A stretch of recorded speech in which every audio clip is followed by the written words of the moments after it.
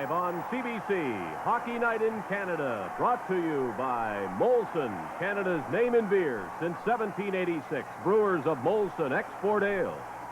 Canadian General Electric, progress for people since 1882. Canadian Tire Dealers with 320 stores to serve you across Canada. And by the Ford Motor Company of Canada, on behalf of your Ford and Mercury dealers from coast to coast.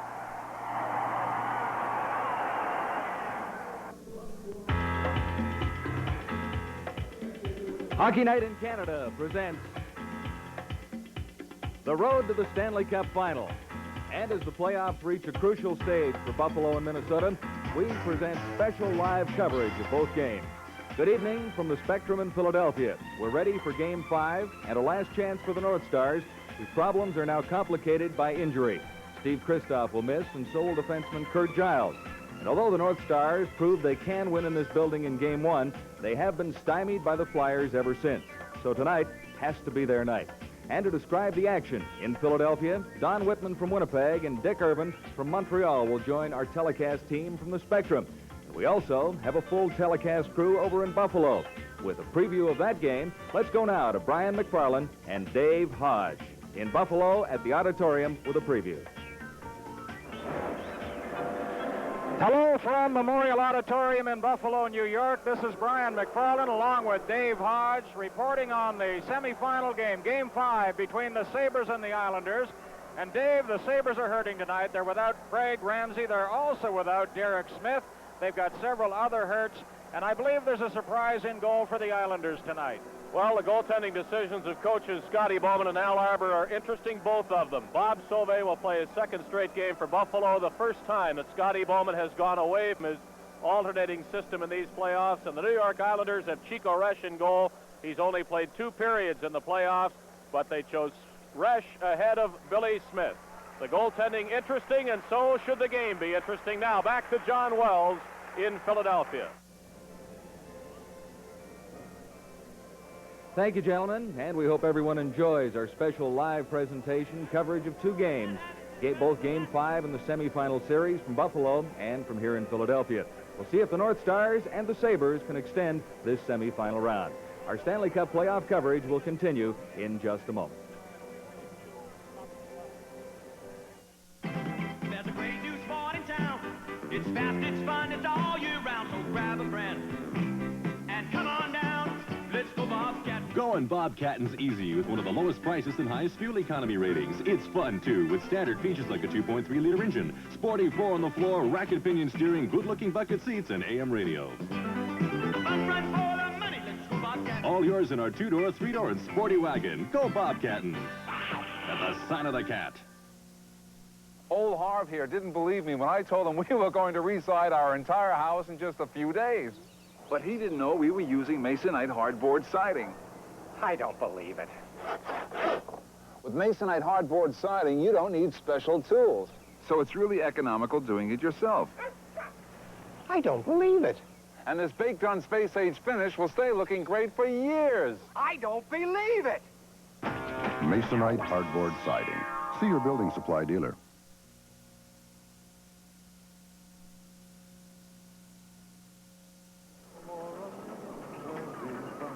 In the part of the world I grew up in, it was easier to deal with people because you got the kind of friendly, down-to-earth treatment you expect when people know each other. And that's what we want you to expect in every branch of Scotiabank. In the smallest town, in the biggest city, down-to-earth treatment right around the world. Scotiabank, just around the corner, right around the world. Scotiabank. For every beautiful lawn, there's a garage full of equipment. Something to mow it, to fertilize it, to clean up clippings, to rake up leaves. Introducing the Electro-Mulch from Canadian General Electric. It mulches as it mows, fertilizing your lawn with its own tiny clippings. No raking, no bagging, no cleanup. The work-saving Electro-Mulch. One machine for a beautiful, healthy lawn.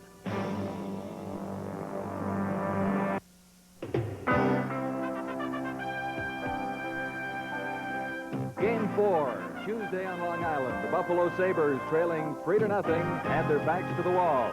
And Gilbert Perreault get the Sabres into the series. The Islanders were in control again early in the game, led Buffalo 3-1 early in the second. The Sabres fought back, and on a power play, a booming slap shot by Perreault evened the score at 9:29 of the second period.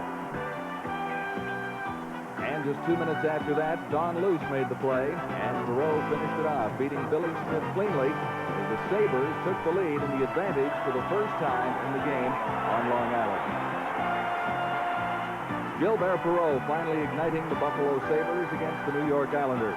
And he finished the game off with his third of the night in the final minute of play. The goal went into an empty net.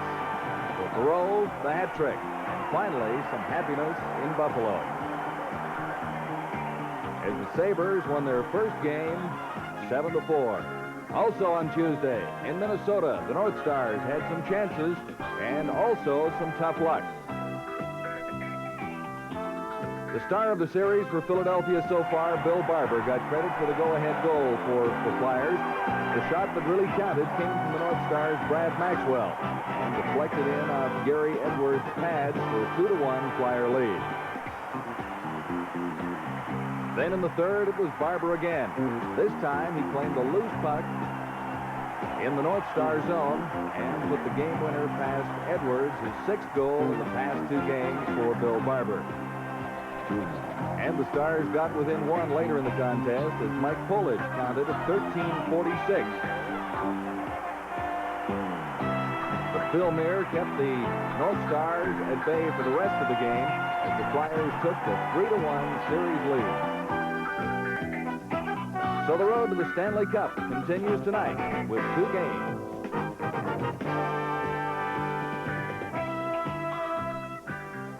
And there are a couple of questions to be asked this evening. Can the North Stars find their previous playoff magic? And have the Sabres found their expected playoff form? We should have the answers to those questions very soon. Right now, let's go upstairs. Don Whitman and Dick Irvin. A capacity crowd in the Spectrum in Philadelphia awaiting the start of Game 5 of this semifinal series, a game that could move the Flyers into the final against either the New York Islanders or the Buffalo Sabres. Gary Edwards playing goal tonight for the Minnesota North Stars.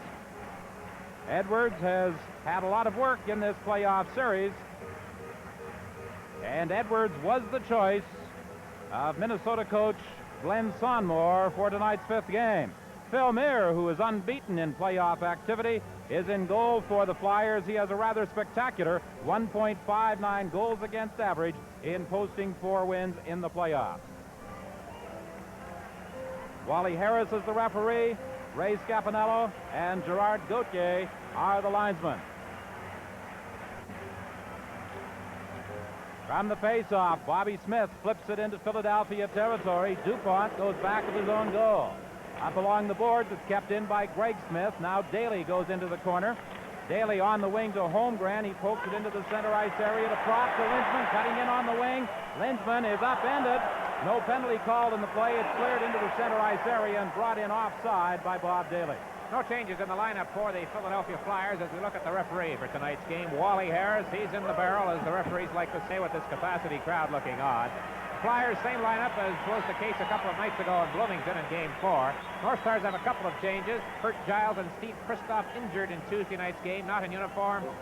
And Ron Zanuzzi's back along with Rob Flockhart, who's playing his first playoff game tonight for Minnesota. The face-off outside the Minnesota line. Linseman is out there for the Flyers with Propp and Holmgren. It's Smith between Payne and McAdam for Minnesota. Flyers lead the series 3-1 after losing the opening game here in the Spectrum 6-5. The red-hot North Stars coming off their 7-game victory over the Montreal Canadiens. The puck is shot into Minnesota territory. McAdam playing it on the left wing boards. Now breaking out is Bobby Smith. One man back, Smith going in. Takes the backhand shot and way out of the net. Phil Meir sliding. And as Smith was being checked, he was unable to get it up over Meir, who had come way out of the net to make the save. One-on-one, Bobby Smith against Moose DuPont after Daly had committed himself and been trapped at the blue line at the North Star zone. Got to say, Phil Meare's a bit lucky that time, Don. Had Smith been able to put it upstairs, as the saying goes, because Meare committed himself very early in the piece. Pat Quinn, back of the Philadelphia bench, said today his team is tired. Talked about the penalties they drew the other night. Hooking, tripping, things like that. Says that means you just can't quite catch up to the other guy sometimes. But what a job they did in killing off. Penalty, the shot, they score! Hartsburg from the face-off let a drive go that caught the top corner on the far side, and the Minnesota North Stars jump in front by a score of 1-0. Well, sounds like an instant replay when you talk about the importance of face-offs, but bang, bang, right off the draw. Sharpley won it, and he beat Bobby Clark. And that doesn't happen all that often. And Hartsburg's shot threaded the needle up into the top corner. And after 44 seconds of play, the North Stars take a 1-0 lead. Well, they always talk about the importance of the first goal in a crucial playoff encounter. We'll have to wait to see what effect it has tonight, but it should be a big lift for the North Stars. Play in front of the Minnesota goal, and it's cleared off to the wing and picked up by the North Stars and dumped into the center ice area. Now they have to regroup at their own line. Hartsburg, who scored after just 44 seconds, dumps it into the center ice area. Barnes dodges the check. He bangs it off the boards. The puck seems to be taking some rather unusual bounces inside that Minnesota defensive zone. Bobby Clark goes in along with Reggie Leach. They finally poke it loose.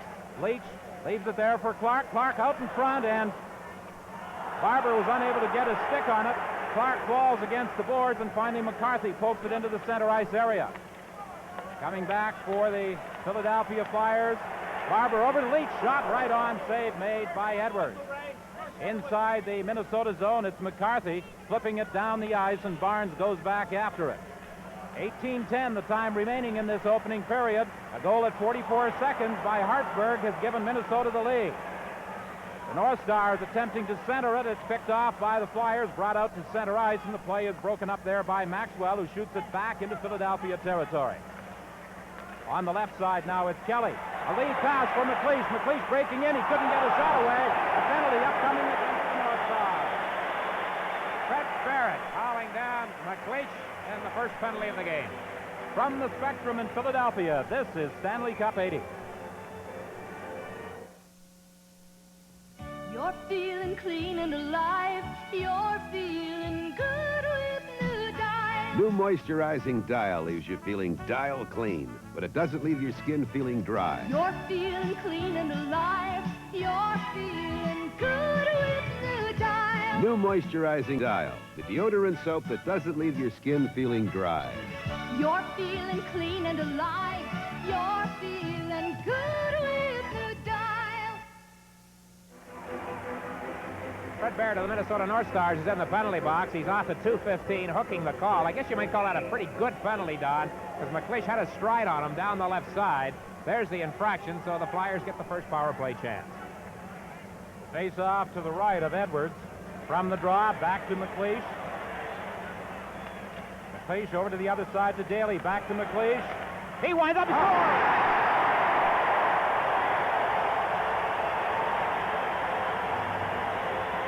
8 seconds. That's all it took them off the start of the power play. And for the second time in the early going, you get a play that originates right off a face-off. Here it comes across to McLeish, and he just drills it low.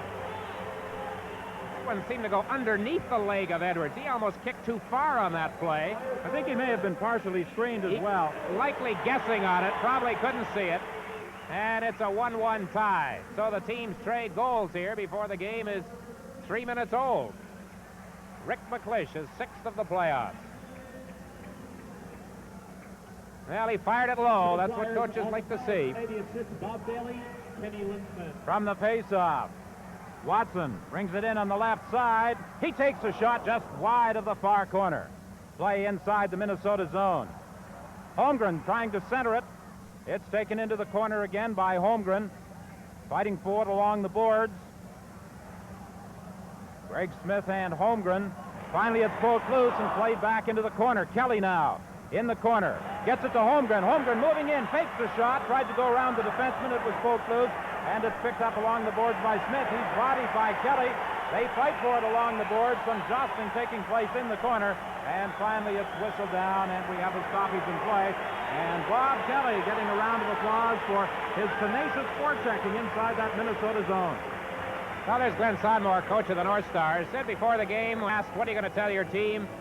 He said, well, I'm just going to talk about the respect I have for them. He said they've done a lot that people said they could not do in the playoffs, principally, of course, eliminating Montreal. So that was going to be the gist of what he said. Well, they got off to the good start. Dick, have you ever seen a coach so relaxed before a playoff encounter? I couldn't believe that tonight. He sat around with people like you and me and other media types, Todd. He chatted, told stories of his NHL days, his WHA days. He had a lot of fun. The face-off to the right of Edwards. 1-1 the score, 16:59, the time remaining in period one. Hartsburg and McLeish, the marksmen in the game. Wilson from the point for Philadelphia, plays it in behind the net. Bobby Clark back to the point. Barnes played it in behind the goal again to Clark. Clark tried to center it, it bounced off Schmier. Clark gets it again. He takes a shot, they bang away, another drive. And Barber had it whistle off a leg into the corner. Bill Barber, who scored 2 goals the last game and had 4 goals the previous game in Minnesota, had a great opportunity to put the Flyers ahead. A drive from the point is wild. And the Flyers continue to apply the pressure. Here's Clark, feeding it to Barnes, and it was broken up by Minnesota. They break out 3-on-2. Minnesota in across the line. Flockhart dropping it. A shot right on, and the save is made by Phil Meir, with Schmier cutting in from the left side. There's been a scoring play at Buffalo. Let's go to the auditorium. Here is Dave Hodge. Had a shot at the rebound, couldn't handle it. Martin now shoots. Good play by Potvin, and Boxmeer with a chance, scores! John Van Boxmeer on the power play. So there you see it, the power play goal by John Van Boxmeer. The Sabres into an early lead. It's an early 1-1 tie here in Philadelphia. From the face-off, a shot right on, and cutting in from the wing was Payne. However, he couldn't get his stick on that rebound. Racing back after it is Maxwell, turning in his own zone. He plays it to Smith in the center ice area. Smith loses it to Hill. Hill to Bridgman. He couldn't go anywhere with it as the North Stars break it up. Daly waits for his mates to get onside, shoots it into Minnesota territory. McAdam now circling in his own zone. A pass ahead to Maxwell, to Smith. Bobby Smith dumps it into Philadelphia territory. Bob Daly goes in behind his own goal. Daly lost it at the side of the net, but Dupont picks it up for the Flyers. Dupont ahead to Bridgman. Bridgman across the center line has it poked away. Following up on the play, however, is Gorentz, and Gorentz takes a long shot that Edwards flips in behind the net. It's Payne now for the North Stars. His pass intercepted. Bridgman's shot goes wide. Picked up along the boards by McAdam. McAdam has his pass picked off by Bridgman. He gets it over to Daly. Daly's shot, a toe save by Edwards. And the North Stars have certainly been sloppy in the early going inside their own zone. A pass on the right side is intercepted by Philadelphia. The fans react, feeling that a penalty should have been called against Bobby Smith as he upended Propp. Back comes Linsman. Linsman working to the corner against Maxwell. Out to Propp. He couldn't get his shot away. McCarthy picks it up along the board. A pass ahead to Young, too far, and Daly waits for his teammates to get onside, feeds it back to Linsman. Linsman circling in the center ice area. He's tied up neatly by Anderson. The puck is poked along the board. Watson dumps it ahead to Propp, who shoots it into Minnesota territory. Racing into the corner after it is Linsman. Linsman tried to drop it back, and Holmgren overskated it. Now it's Sharpley coming back. A pass to Anderson. Anderson has it poked away by Linsman. And the Minnesota North Stars are called in the offside at the Philadelphia line. Tonight's Stanley Cup playoff game is coming to you from the Spectrum in Philadelphia. Here you go. Happy birthday. What is it? Open it and see. Life seems to be made up of days you give presents to people, but it's hard to know what to get or how much to spend. Just that I wanted boxes. What's wrong with boxes? But Polaroid has a present everybody wants. It makes its own fun in minutes, and it doesn't cost much money. For one step, I love it. You're beautiful. It works with older women, too. Recapping the scoring, Craig Hartsburg from Glenn Sharpley at 44 seconds for Minnesota. Rick McLeish on a power play from Daly and Linsman at 2:23. 14:15, the time remaining in this opening period. Game 5 of the semifinal series. The Flyers in Minnesota. The Flyers in front, 3-1. They can wrap it up tonight.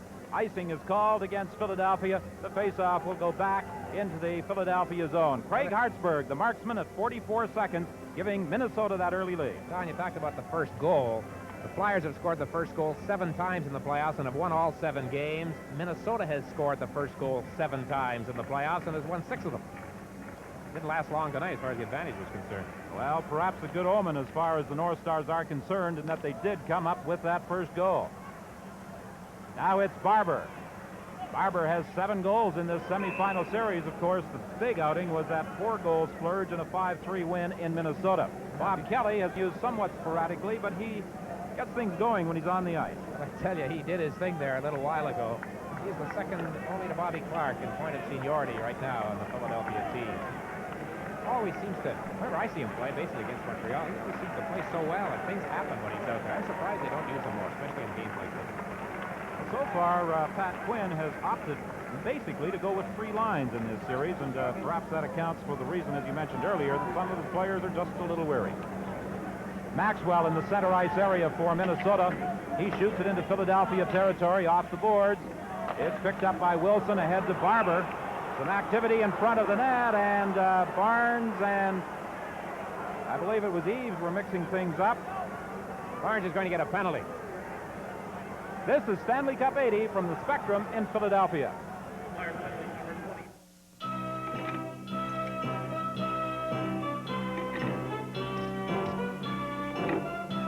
Putting in more gas and putting out more money? Maybe your car needs a tune-up with fresh Champion spark plugs. They can improve fuel economy. It's like getting more gas in your tank and more money in your bank. Fill her up with fresh Champions. Norm Barnes of the Flyers, whose wife, Sid Barnes, sang the national anthem prior to tonight's game, off for tripping, happened away from the play. The puck was being carried around the side of the net. There you see it. He dumps the North Star player in front of Mears, so Minnesota on the power play. You had an interesting statistic regarding the success ratio of the Flyers whenever Sid Barnes sang the national anthem, Dick. She's the new Kate Smith. She's 4-0-2. Philadelphia with a shorthanded goal by Bill Barber. That is their 5th shorthanded goal of the playoffs. Their penalty killing statistics are absolutely remarkable in the playoffs. We'll get to it in just a moment. And Don, very much like the goal the other night we saw off the top that ricocheted into the Minnesota net, here it comes again. Bill Barber, when you are hot, you are hot. And that one goes in off the defenseman Hartsburg, right through the legs of Edwards. 2-1 Philadelphia. Oh. Well, in a word, the Minnesota power play has been awful of late. 11 opportunities on Tuesday night in Minnesota. They failed to score, and here they have a shorthanded goal scored against them. Hartsburg circling in the center ice area. He lost it to Clark. Clark gives it back to Daly over on the left side, and Leach just failed to pick up that pass. Now it's Bobby Smith, bodied out of the play by DuPont. It's picked up by McAdam. McAdam back to the line to Smith, winding up a shot off a leg to the corner. Clark pokes it in behind the goal to DuPont. DuPont cuts right out in front of his own net and then dumps it down the ice, and Maxwell has to chase back after it. Bobby Clark going back with him. Maxwell bangs it up along the board. Now it's Eves circling to get away from a check from Clark. The North Stars having trouble getting organized with this power play opportunity. They bring it in across the line, offside. Now we talk about the Philadelphia penalty killing, and everybody's talking about it right now as Barber has scored.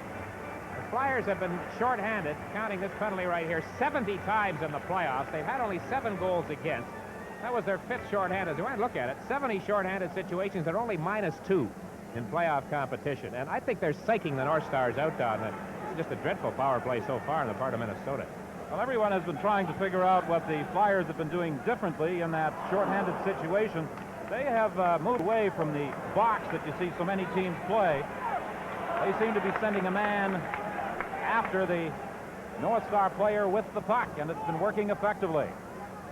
Inside the Philadelphia zone, Young over on the point. Smith moving right in, takes the shot right in front, and it's cleared off to the wing by Watson.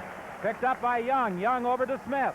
Smith tried to feed it back, and it comes off the skate out into the center ice area with just 8 seconds now remaining in the penalty to Norm Barnes. Now it's Greg Smith. The pass ahead to Eaves. He couldn't control it, and Daly picks it up at his own line as the penalty expires. Now it's Greg Smith over on the wing. Nobody was there. Picked up by DuPont for the Flyers. DuPont ahead to Holmgren. He pokes it into the corner, races after it himself. Young goes into the corner with him along with Greg Smith. Young comes up with it. He flips it around to the other side, played along the boards, and finally into the center ice area. DuPont goes back, waits for Holmgren to get onside, and then shoots it back into Minnesota territory. 11:17, the time remaining in this first period, 2-1 Philadelphia. Play in the center ice area now. It's Propp shooting it into Minnesota territory. Gorence was racing in. McLeish also comes in. Gorence comes up with the puck. Back to McLeish. McLeish centers it, and it's knocked away by the North Stars. Anderson over on the left side.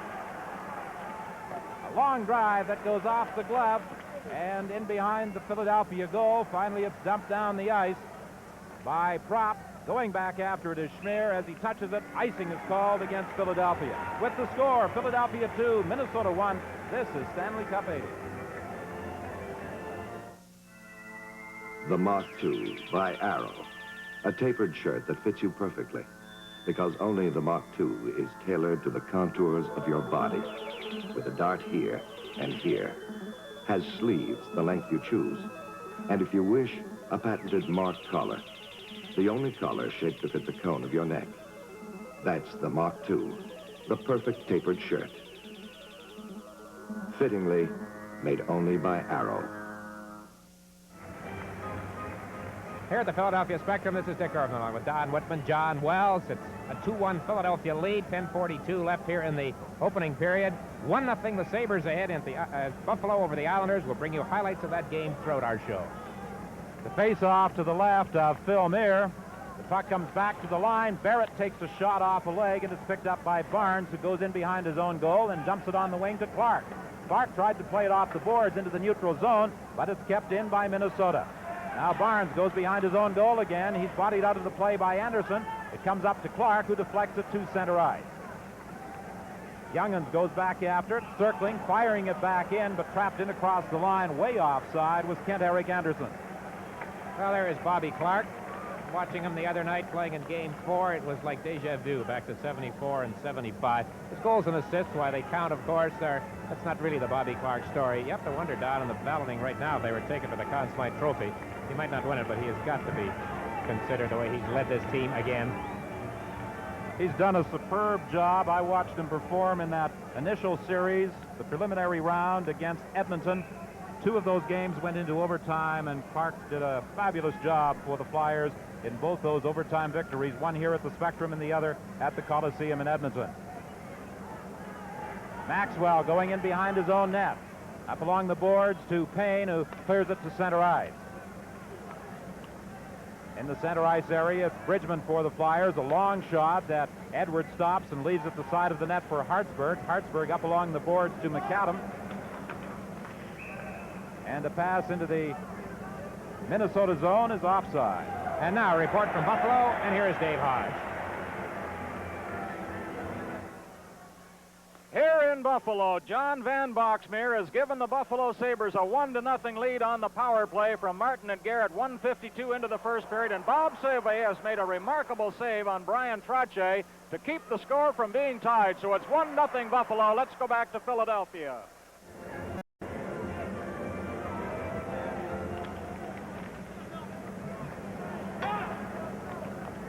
DuPont at his own line, over to Daly. Daly shoots it into Minnesota territory. Now it's Bobby Smith coming back for the North Stars. Over on the wing to McAdam. McAdam puts on the brakes.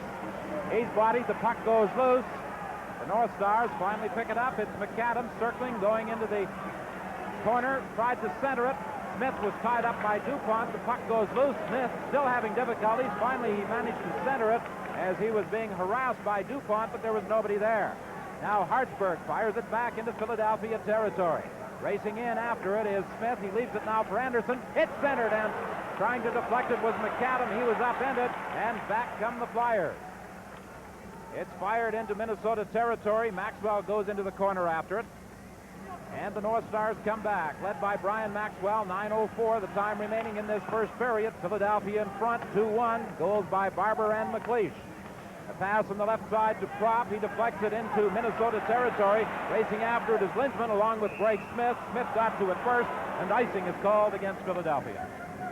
Well, Kenny Linseman, number 14 for the Flyers, came up with a lot of fanfare a year ago. Managed only 30 games, 5 goals. Didn't really make it this time around, of course, did. 6 points in the playoffs, but he had 57 assists in the regular season, 22 goals. Anybody can turn on the Jets. He can when it comes to skating. He has many breakaway opportunities that he creates himself with that tremendous speed. He has that ability to accelerate so quickly. The face-off to the left of Phil Mayer. 2-1, the Flyers lead with 8:50 remaining in this opening period. From the draw, it's Watson going into the corner. A lead pass intercepted by Schmier. Schmier moving in. He shoots. Saved by Mayer. And it's taken in behind the net by Busnick. Centered out in front. And knocked down by Linseman, who dumps it off to an open wing. Now it's Smith, circling in the center ice area. Smith loses it. Picked up by Linseman. Linseman dodges one check, flips it over to Holmgren. He shoots. It's deflected wide. Back to the line now to Watson. Watson takes a shot. It's deflected just wide of the Minnesota goal. Holmgren in behind the net to Linseman. Linseman controlling it right out in front. Prop couldn't get a shot away. The puck goes loose and finally is picked up by Schmier. He dodges a check, and the penalty is upcoming against the Minnesota North Stars. Stanley Cup 80 will continue in a moment.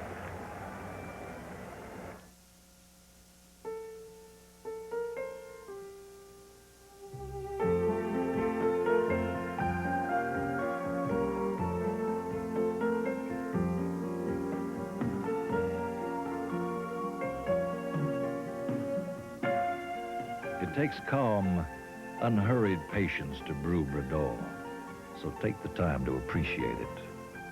Bradol from Molson. Take the time. Kent-Eric Anderson of the North Stars off for holding at 11:51. And it took the Flyers just 8 seconds of power play time to score their first goal in this game and tie at 1-1. They've since taken the lead 2-1. There you see it. Anderson's on his knees, and he hauls Linseman to the ice. And that's the reason he is where he is right now in the penalty box. 8:09 is the time remaining as Anderson looks on from the penalty box. The Flyers with the man advantage. Daly tried to feed it over to Barber. He couldn't keep it in. Brought back in now by Hill. Hill breaking in. He shoots. He hit the post. Back to Daly. His drive whistles off a stick just wide. Going into the corner after it is Hill. Al Hill for the Flyers. He hit the post, breaking in on that left side. Over to Reggie Leach. He shoots it goal.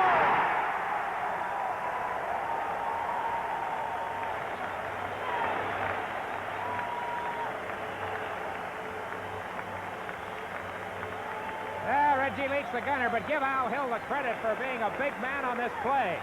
Took the shot that hit the post right off the bat in the power play. Made a good pass there to Leach, right across the ice, really. Spotted him, and Leach just drilled it right back. Edwards came across with the pass, but had no chance, wasn't set. And a power play goal, the second. And it's 3-1, and I tell you, Don, his penalties have played the big role here in this game. The 2 power play goals and a shorthanded goal for Philadelphia.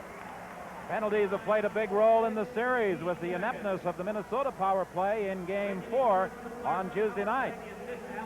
In the center ice area, McAdam, a loose puck. He tried to hit Payne, breaking in on the left side. He couldn't pick it up. McAdam races in after it. McAdam fighting in the corner with Gorence. Now Daly comes in to pick up the loose puck. He dumps it to the line, but not out. It's kept in by Smith. McAdam in the corner, trying to set something up to Bobby Smith. He tried to feed it in front to Payne, but it was taken out of the play by Bridgman, and the penalty is coming up against the Philadelphia Flyers, Bob Daly. Last goal on the Philadelphia power play. Reggie Leach from Hill and Barber at 12:16. Live from the Spectrum in Philadelphia, the Stanley Cup playoff.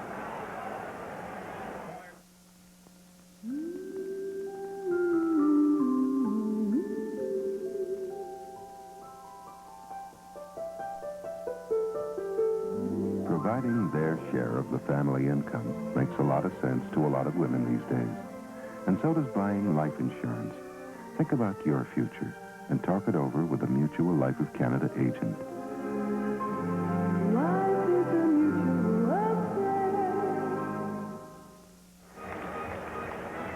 Philadelphia's Bob Daly in the penalty box for charging, and referee Wally Harris is not the most popular man in this city. Brotherly love right now. Front of the net's where it happened. Charging's the call. And you be the judges, they say on television, Don. In the corner, Eves for the North Stars. Trying to center it. It comes loose in front and is cleared down the ice by Jimmy Watson. Matter of fact, Edwards has to make the save. Now it's Young going back, being harassed by Clark. He's forced to cough it up, but it's picked up in front of his own goal by Hartsburg. Minnesota with the man advantage. Eves in across the line. He tried to drop it back for McCarthy, but ahead of the play offside was Glenn Sharpley. Well, there's Daly in the box for charging, 1:33 remaining in his penalty. It's obvious that the Flyers have the North Stars totally off balance as they're killing their penalties. You saw Tim Young being pressed by Bobby Clark, forced him to give up the puck in his own zone. There at the other end of the rink at the blue line, Flyers were waiting for them there. That play was offside. Glenn Tonmore said the situation is getting so bad, perhaps we should decline the penalty. That's right.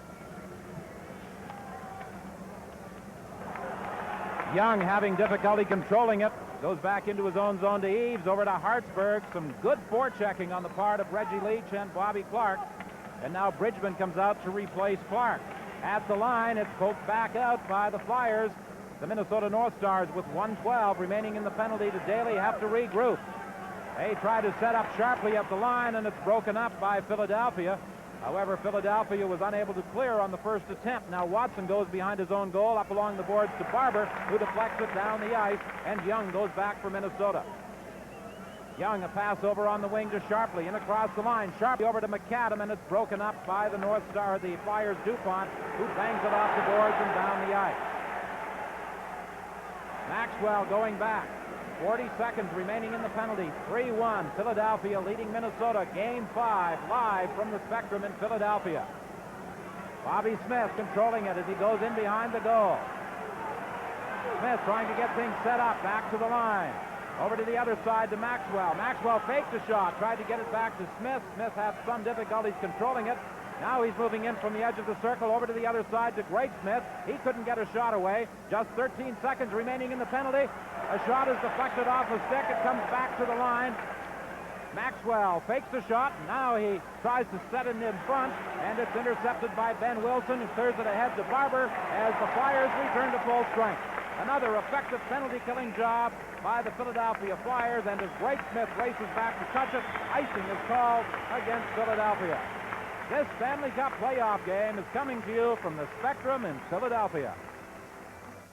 That old black magic that you knew so well.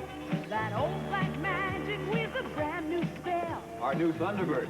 Smaller than last year, sleeker, with electronic magic, like the optional keyless entry system and digital speedometer. And my kind of luxury. No wonder it's such a hit. That old black magic with a brand new spell. All it takes is a test drive at your Ford dealer. Back to the line, Barrett's shot. Play in the Philadelphia zone. Lensman tried to get it out, but the North Stars keep it in. Back to the line. Schmier's shot is deflected wide. Picked up along the boards by Prop, dumped into the center ice area for Holmgren. He's tied up by Barrett. Lensman is taken in against the boards by Young as it comes loose to Prop. Prop breaking in, trying to go around Schmier, and it's poked away by Edwards. I think a penalty is going to be charged against Paul Schmier for tying up Brian Prop as Prop broke in one-on-one on the veteran Minnesota defenseman. Prop's going as well. I think they are both going off. That seemed to be the, I read the arm signals of referee Harris correctly. There goes Brian Prop, who had such a fine rookie year here in Philadelphia.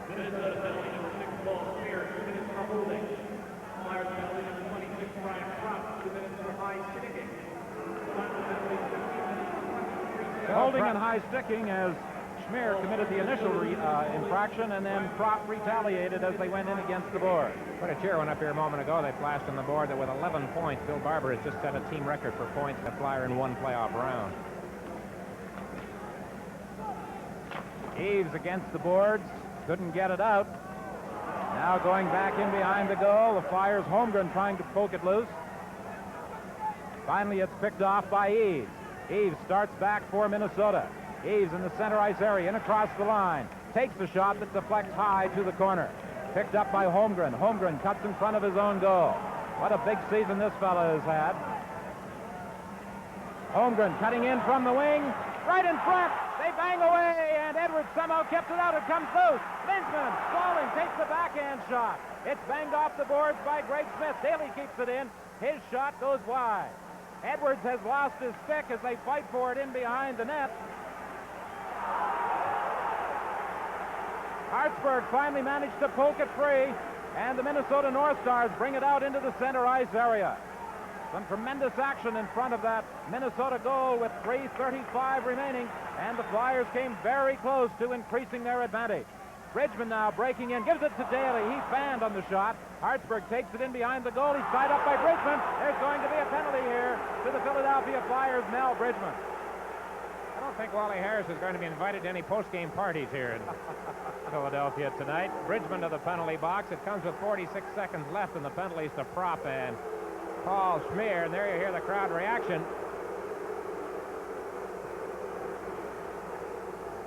I don't think any official who works the Philadelphia game would be invited to a post-game party.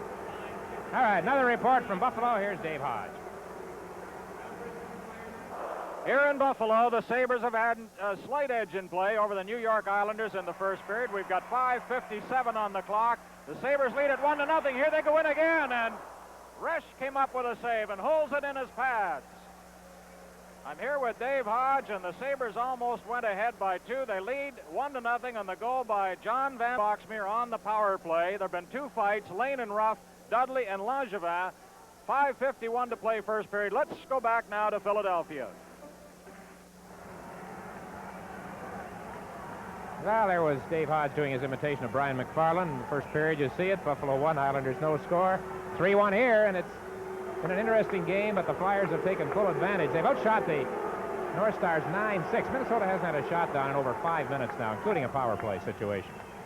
The North Stars have another power play opportunity, 4 against 3. Here's McAdam breaking in, the save, and the puck is cleared off to the side by Barber. Barber starting out, gives it ahead to DuPont. DuPont circling at his own line. He's the veteran as far as playoff games are concerned among Philadelphia Flyers. He's played 113 postseason games. It's dumped in on the right side. McAdam for Minnesota, dropping it back to the line. Young, a backhand pass the other side. A shot right on. They score! On the rebound, McAdam banged it in after the initial save was made off the shot from the point by Maxwell. So that's a power play goal for Minnesota, and it's 3-2. Al McAdam, who was a 42-goal man in the regular season, he cashes in from off the edge of the goal crease, the Phil Mears stick side, on the rebound right there. Slips it in between Meir and the goal post. So it's now a 1-goal hockey game, and the fans upset, of course, as it came on the disputed penalty call against Mel Bridgman. But McAdam, good reflex action on his part, and he has scored the 2nd goal for Minnesota. Folks in Charlottetown will be happy with that one. Al McAdam, a native of the Prince Edward Island capital. He also went to school at the University of Prince Edward Island, and he has given the Minnesota North Stars new life with 2:37 remaining in this opening period. It's a 1-goal deficit. Prop and Schmier back on the ice now. Play inside the Philadelphia zone. Smith to McAdam. He tried to center it. It's broken up by Philadelphia, and the Flyers bring it out. Dumped into the center ice area by Busnick. Over on the left side now, Smith bringing it back in for Minnesota. He's having trouble there with Busnick, and it's poked loose, picked up by Reggie Leach. He goes rink wide to Watson. Watson tried to feed it back to Leach. It's broken up by the North Stars, and they in turn lose it in the center ice area. Barnes in the center ice zone to Leach. Leach over on the wing to Prop, who bangs it off the boards into Minnesota territory. Barrett goes back for the North Stars. Barrett gets away from One-Check. A lead pass to Bobby Smith in the center ice area with 1:42 remaining in this opening period. He shoots it into Philadelphia territory. 3-2, the Flyers lead. On the right side, it's Holmgren over to Linsman. Linsman on the left wing to Bill Barber. Barber was taken out of the play by Barrett. They did a little jostling after the whistle on the offside infraction. And they still have an exchange of words and also manage to get their sticks up as several other players step into the fray as the two linesmen, Scapanello and Gauthier, try to keep them apart. And now referee Wally Harris is whistling a penalty. I believe Bill Barber is going to be going off. Is he going to be accompanied by a North Star? Yes, I think Barrett is going as well. Barber followed Barrett all the way around behind the Minnesota net that time after the initial collision right here. Minnesota penalty number 3, Fred Barrett. Barrett hit him low, Barber hit him high. Now watch him follow him all the way, me and my shadow. Here they go. So the teams will be 5 aside again, as this is what's known in the trade as a penalty-filled first period. All minor penalties so far. 1:31 left here in the first period. 3-2 Philadelphia. Wally Harris demonstrating very early in this game that he is going to retain control, and he has wasted little time in whistling down the infractions and sending players to the box. And we now have Barber and Barrett sitting out 2-minute infractions with 1:31. They both went off for high sticking. 1:31 the time remaining in this opening period. 3-2 the Flyers leading. Paul Schmier, the captain of the North Stars, brings it out on the left side to McCarthy. A long shot deflects off a leg wide. Watson racing in against sharply. It goes loose. McCarthy trying to pick it up. He's taken in against the boards by Ben Wilson, and they tie it up for a face-off. 1:09 now the time remaining in this opening frame. 3-2 Philadelphia in front. Ben Wilson, the former Kingston junior, hasn't played all that much, and there was talk he might not even be in uniform for this game. He's had some problems lately. But Pat Quinn says that Wilson and Norm Barnes, also being used sparingly, have got to figure in the plans over the long term. They're going to get by the North Stars and move into the finals.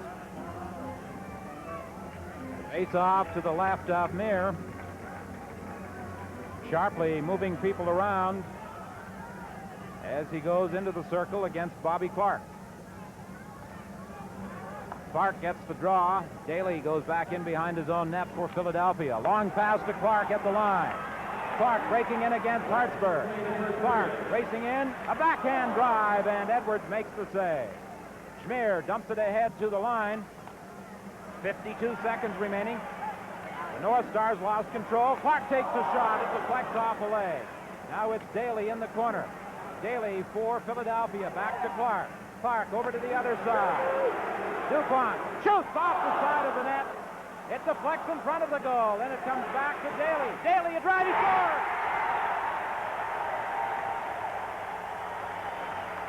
I believe that hit the goaltending stick of Gary Edwards. He had lost his stick. Let's take a look and see. The Flyers simply outworked the North Stars. They just kept on top of them. It was a case of follow the bouncing puck. Can't quite tell it from that angle, but you see, as Don mentioned, the goaltender's stick lying at the edge of the goal crease. And as it came through the screen in front of the net, it ended up in the net on a ricochet. And it's 4-2, a very large goal, you'd think, considering the time of the period, as the Flyers again go up by 2.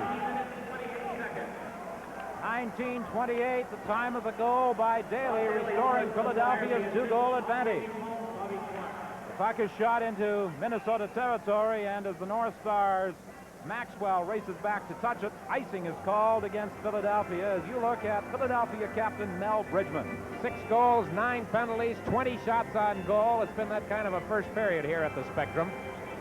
And that last play, Daly scoring, DuPont and Bobby Clark assisting. As the teams played 5 aside, the goal came at 19:28. 15 seconds remaining in the period. The face-off to the right of Phil Mir. Both teams a man short. Barber and Barrett in the penalty box. They still have 44 seconds remaining in their high-sticking infraction.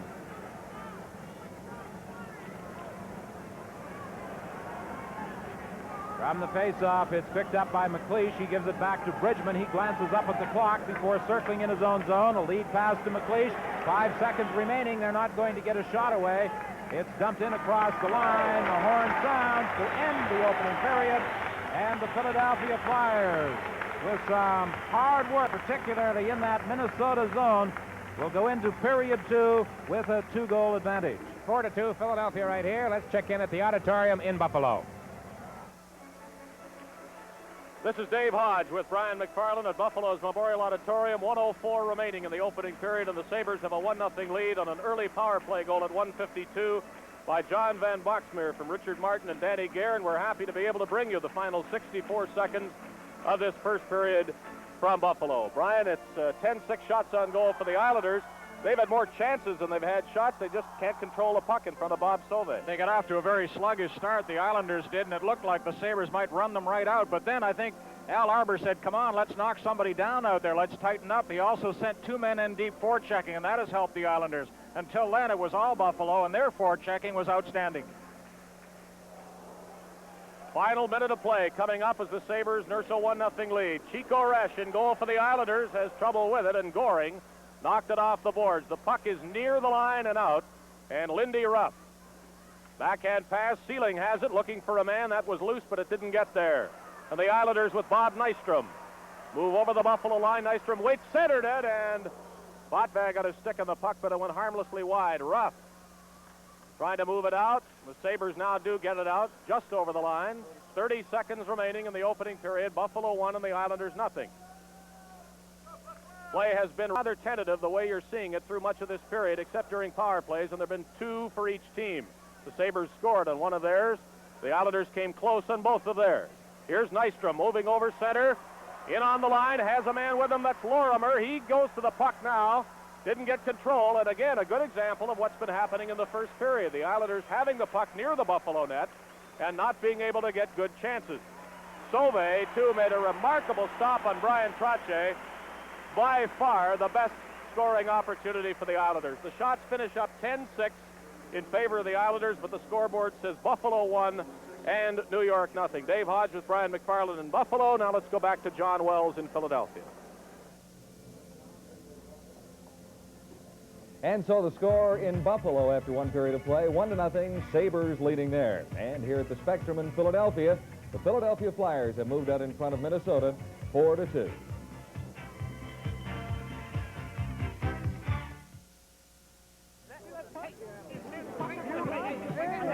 Why don't we discuss it over a beer? Beer. You gotta have heart. Miles and miles and miles of heart. If you're gonna brew a beer with great taste, there's only one place to start. Molson Light has got heart.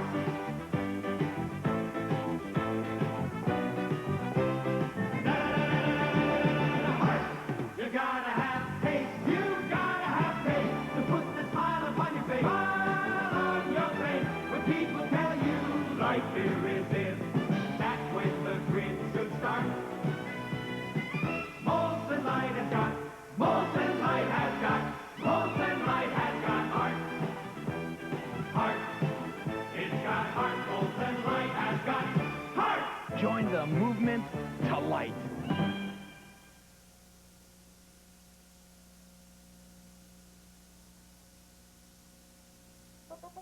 When we say the new Lufkin 1-inch Ultralock stands up, we mean more than durability.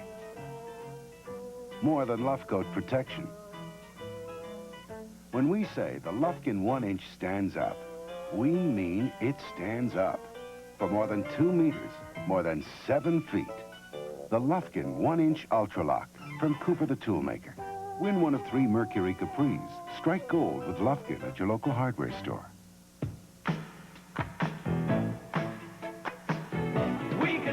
Canadian Tire has the tires you need. Radial tires, snow tires, off-road tires, small tires, truck tires, tractor tires. We made our name selling quality tires at sensible prices, backed by our 5-year road hazard warranty. We can fit just about every kind of car or truck with the right tire at the right price. We can do it. It's for people like you. Canadian Tire.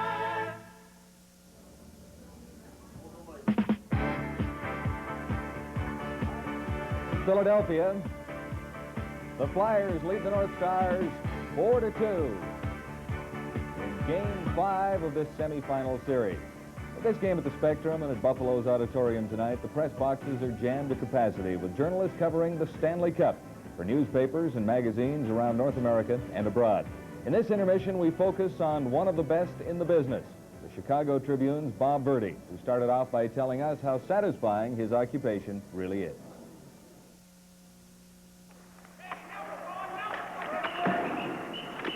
The most satisfying part is that it really isn't a job. After all the hours you put in, and even though it's a drudgery, the schedule, you don't really feel like it's work. It's fun, and if this is something you wanted to do since you're 7 or 8 years old, and now that you're doing it, what more can you ask?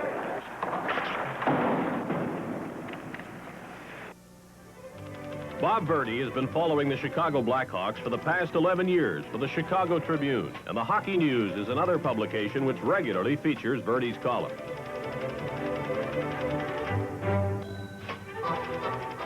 In a column, you have great freedom in that you can take an angle and explore that, or you can just write an opinion or do an interview or a feature. You sent Ruskowski home, right? Did he actually get hurt? I guess the typical statement of a sports writer is that if we got paid by the hour, we'd be millionaires, because you're like a doctor, you're on call all the time. And so let's find out about the typical day of a hockey writer on the Stanley Cup beat. You try and make the workout if they have a light skate for that game that night. Talk to a few people, try and catch up, see if there are any injuries. Take a nap maybe in the afternoon, and then get to the rink early and talk to the opposing coach if possible. This is maybe at 6 o'clock for an 8 o'clock game. Obviously, there is more to Bob Verdi's job than reporting the scores. You try and, in addition to telling the people what happened, giving them the facts, which you can't obscure, bring a little personality into it. Try and make the player, whom so many of them see just with a helmet on, try and make him a person. When you really come down to it, it's not the scores that last as an impression, it's the people. You know, sports is people.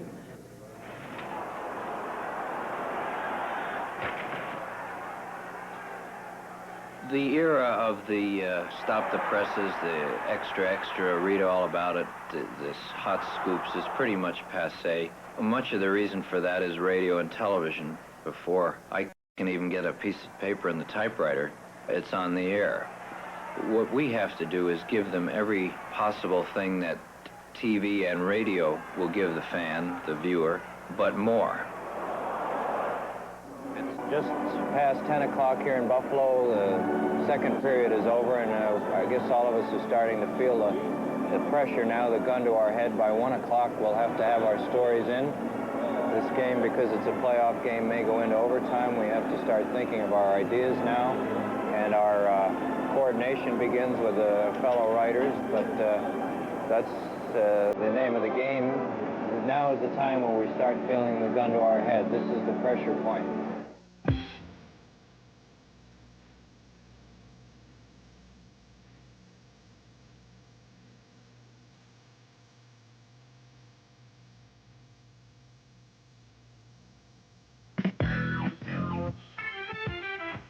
You want to have your story in by midnight, Chicago time. So giving yourself 30 or 45 minutes after the game to go down in the locker room, that leaves you with maybe an hour to fill 4 pages. And they've got to be quick, and they've got to be good, and you can't write the same thing every night. You have to be different. My boss once said to me that after I finish writing a game, I look like I played in it. But really, I'm having the time of my life. I've wanted to do this since I was 7 years old. I'm 33 now, and I still feel like I'm 7. Well, there are nights when you go back to your hotel room at 2 in the morning with a flight leaving at 7 the next morning, and you wonder what you're doing this for. But there's a great, great gratification in closing your typewriter at the end of the night and thinking that you've maybe written something that will entertain the next day. Bob Verdi of the Chicago Tribune, one of the many fine writers always around at Stanley Cup time. And coming up next, Lou Nanne, general manager of the Minnesota North Stars. Stanley Cup 80 continues in just a moment. When the law firm of Hannigan, Brannigan, Milligan, and Malone decided to part company, everything proceeded politely. Excuse me, Mr. Brannigan. Oh, certainly, Mr. Hannigan. Until it came to the question of who should have the Xerox copy. And where would you be going with that, sir? Chapter 3, subparagraph 4, all officers... Now, never alone. So they did the only thing they could do. After all, having a Xerox copier is one thing. Parting with it is quite another. All of these oils were independently tested for the same thing, permanent viscosity breakdown. And while all of them are good oils that meet or exceed SE standards, only one of them showed no permanent viscosity breakdown, no permanent thinning out at all. Our oil, new Castrol GTX 10W30. In the final analysis, it doesn't break down. If you were designing your own lawn tractor, you wouldn't cut corners. You'd design it to last with more features than bargain machines. Rugged, precision-engineered components, giant mowing capacity with bagging option, and a safe, comfortable ride. You'd design a John Deere 108 or 111. A lot more machine for your money. John Deere lawn and garden tractors with full dealer servicing. Remember, nothing runs like a Deere. Hey, Mercury Zephyr, is it true what we've been hearing? Yep. This six-cylinder Zephyr is rated at 30.2 miles per gallon. Better than Aspen, Valori, Pontiac, Phoenix, and Chevy Citation. Oh, there's more. This four-cylinder wagon is rated at 33 miles per gallon. Beating Toyota Corona? Better than AMC Concord. Even better than Volvo. Yep. And check the low price of this Zephyr two-door sedan. If you're looking for proven value, fuel economy, and low price, test drive a Mercury Zephyr today. At the sign of the cat. Live from the Spectrum in Philadelphia, the Flyers lead the Minnesota North Stars 4-2 at the end of the first period. And I wish we could welcome our guest, Lou Nanne, under a little happier circumstances as far as his Minnesota North Stars are concerned. However, Lou, you did get off to a good start in the game. You scored very early. We did do that. We just got a little careless, and we've had a couple things go against us. You look at that fourth goal, I think it was missing the net, and it just happened to hit Edwards' stick. He had lost the stick and deflected it in the net. But we've got to be just a little sharper, mentally sharper. If you look at our shorthanded goal, we had occasion to really take the play away from him. Hill was caught in the boards. Instead of going at him and make him react and make a bad pass, we give him time to find Leach, and we're just not sharp enough right now. Then you came back and got within one goal again, McAdams scoring, and you're within one goal, and it just trickled away on you. We certainly would have liked to got out of that period 3-2 instead of 4-2, and it was the type of goal that they scored that gives them some life and is somewhat demoralizing to us. I feel Glenn, maybe just to get the guys a little sharper and thinking a little better, probably will change goaltenders this period. Did you look at the game, as far as you were concerned, as having to get a fast start? I guess that's the way you'd have to look at it. We definitely did, because Philadelphia, as you know, had the support of their fans. They're going for the kill. They know one more game puts them into the finals. We know that they always come out fast here anyway, and if we can just get in the game, we would be in a much better position if we could get off the start quickly. What do you think you can do in the third? Well, we've got a couple periods left here. We think that if we can just stay a little sharp in our own zone and not give them any chances around our net and make them shoot from outside a little bit, that we're going to score some goals in this game before it's over. Thanks very much, Lou Nanne. Good luck in the second period coming up. We'll return with the Stanley Cup playoffs in Philadelphia in just a moment.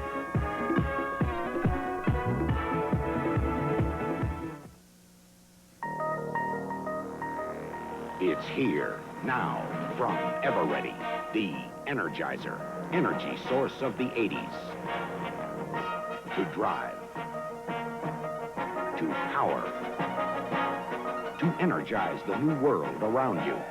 A remarkable world of electronic devices. A world that needs all the energy of the Energizer. Energy source of the 80s. Look, when ordinary carbon batteries are dead and gone, the Energizer lives on. In toys like this, the C-size Energizer runs 790% as long as ordinary batteries. 790%. For this new electronic world, the Energizer, energy source of the 80s, from Everready. The Energizer, energize for life. Longer life.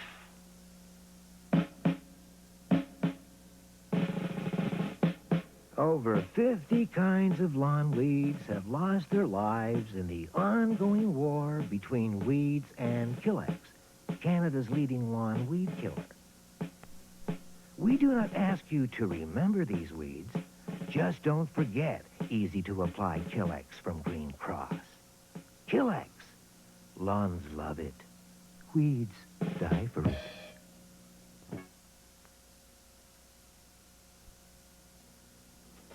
What's it take to brew a great light beer?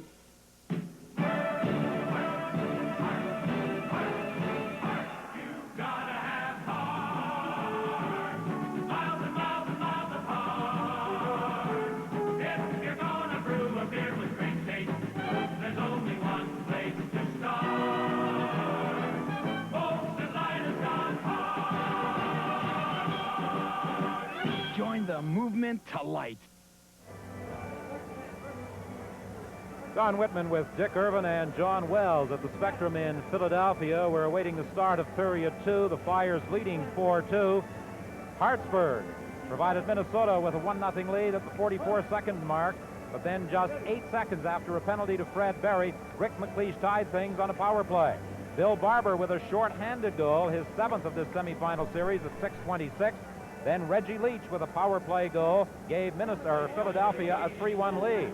Minnesota came back with a power play goal by Al McAdam, but before the period ended, Bob Daly made it 4-2, Philadelphia leading Minnesota, and Philadelphia leads the series 3-1. There are many possibilities as to our next Hockey Night in Canada presentation. Stanley Cup 80 will cover Game 6, if necessary, of the semifinals, which would be Saturday night in Long Island should the Sabres win tonight, Sunday night in Minnesota should the North Stars win here. If both series end tonight, the coverage of will continue with the finals, which we understand would begin here in Philadelphia next Tuesday. Gilles Meloche has taken over from Edwards in goal for Minnesota. You know, down in the first game of this series, it was the other way around after the Flyers beat Meloche 4 times in the first period. Minnesota went on to come back and win that game 6-5. See what happens here. Play in the Minnesota zone. Barber and Barrett are still in the penalty box as the teams are playing short-handed to start this second period. Now it's Daly, a lead pass to Bridgman. In across the line, he dropped it back. DuPont, a backhand drive that was knocked down at the side of the net by Schmier. Schmier dumps it into the center ice area. It's broken up by Daly, and the penalized players are back on the ice. Daly shoots it into the Minnesota zone. Hartsburg is taken out of the play by Barber. The puck goes loose. Dumped to the line and poked into the center ice area by Bobby Smith. Daly goes back for it for the Flyers. He almost lost it in his own zone, but managed to recover, poking it ahead to Barber, to Bridgman. Bridgman trying to go around the defenseman Schmier, and Schmier broke it up, and coming back with the puck is Greg Smith. A long drive wide of the Philadelphia goal, picked up along the boards. They try to center it, but it's taken to the corner by Busman. Pass to Gorance. Gorance off the boards into Minnesota territory. Maxwell goes back for Minnesota. Maxwell, a pass on the right side. It's deflected ahead to Sharpley. Sharpley racing after it. Sharpley goes in. He does not. He does touch the puck, and the icing charge against the Minnesota North Stars as it was touched first by the Philadelphia Flyers. Well, there is Gilles Meloche, and what a towering figure he was in the series between the North Stars and the Montreal Canadiens. He was just tremendous. Glenn Sonmore told me before the game when I asked him about Meloche, I said, is he emotionally drained? He said, no, he's not. Edwards has been playing better. Didn't fault Edwards for the goals 2 nights ago in Minnesota, but Edwards appeared a bit shaky in Sonmore's opinion, obviously, here tonight, first period, so there is Mr. Meloche taking over right here. You were also saying, Dick, that after that victory over Montreal, he was very relaxed in the dressing room after the game. Couldn't believe it. Boy, those goaltenders are in such pressure in Game 7. Back to the line, a drive by Barnes right on. Meloche makes the save. Another shot, and it's steered away as Propp raced in to pick up that loose puck. Back to Propp again. He shoots. Saved by Meloche. The puck bounces high, and it's picked up by Sharpley. To Anderson behind the goal as the Flyers early in the second are applying some pressure. The Flyers manage to keep it in the Minnesota zone. Greg Smith will try now to get it out. He's having difficulties there with Lensman and Holmgren. Holmgren tried to center it, and it's cleared away. Propp was cruising in front of the goal in the slot. It's banged down the ice. Barnes races back after it. No icing as Mears stops it at the side of the net. Barnes for Philadelphia. Pass into the center ice area. Holmgren backhands it into the Minnesota zone. Maxwell up along the boards, but he isn't able to get it out as Barber keeps it in from the point. Back into the corner to Lindsman. Lindsman is knocked over by Barrett. The fans reacting, feeling a penalty should have been called, but referee Wally Harris thought otherwise.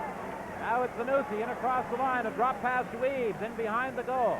Zanussi is taken out of the play by Watson. Flockhart called up from the minors, playing his first playoff game, and on only his second shift this evening, cleared it into the corner, but as they go into the corner, Eaves falls along with the Philadelphia defenseman, and they succeed in forcing a face-off in the Philadelphia zone. Referee Wally Harris has been calling them very closely here tonight so far. A lot of penalties in that first period. Here is one the fans thought should have been called. Barrett nailing Linseman in the corner. Might mention that as the period ended, the first period, Glenn Sonmore, the Minnesota coach, became involved in a shouting match with some fans in back of the North Stars bench, and his players had to kind of grab him, if you will, and haul him away before he got involved any further. Clark steps into that face-off circle, but Eaves gets the draw right in front, and Meir makes the save on Zanussi as Hartsburg made the initial shot from the point that trickled to the goal mouth, and Zanussi tried to poke it past Meir. Interesting to see Eaves win that draw from Bobby Clark. Eaves won all 5 face-offs he was involved in the first period, and there he's 6 for 6 now after winning that last one. Here they go again. Eaves and Clark to the left of Phil Meir. Eaves gets the draw again. He's doing quite a job in that face-off circle. Barrett bangs it off the boards in behind the net, right out in front. And they could not get a shot away as Flockhart had some difficulty controlling it. Now it's Clark going rink wide to Barber. He's got Leach over on the right side. The two of them in across the line. Barber trying to go in, and the play is broken up by Flockhart coming back. Now it's Minnesota. A long drive by Zanussi off the glass. It caroms somewhat strangely off the boards inside that Philadelphia zone. There have been some odd ricochets in both the first period and here in the second. Now it's Reggie Leach cutting in from the circle. A shot hit the side of the net. Leach centers it before. There wasn't a Philadelphia Flyer within 30 feet of the net, and Leach was behind the goal. It ended up on the carom off a Minnesota player in behind Gilles Malott. Look at this. Leach is all alone. There's those funny bounces again. That one came off the back of the net, up against the boards, and it... I don't know who it hit there. Let's take another look at it. Just incredible. Now, here you'll see the carom off the mesh, right back to Leach. Watch Hartsburg in front of the net. There it goes. Second goal scored off Hartsburg. They did it in the first period, 5-2 Philadelphia. Those Minnesota defensemen are going to be a little gun-shy. Maxwell, of course, poked one into his own net in the game over in Minnesota on Tuesday night. 5-2 now, the Flyers lead. Bobby Smith, drop pass. Picked up by Maxwell as he came in across the line. The play was broken up. A long lead pass intended for Dorrance, racing after it. Dorrance beats Schmier to it. However, he's taken out of the play. Then Smith is bodied. The puck goes loose. Maxwell finally gets it ahead to McAdam. McAdam racing in across the line. He's got Payne. He drops it to Payne. Payne against Daly, and Daly pokes it away to the corner. They take it to the boards in the corner, fighting for it. Finally, 2 players go down, and referee Wally Harris blows the whistle. From the Spectrum in Philadelphia, this is Stanley Cup 80. What's the great name in sports?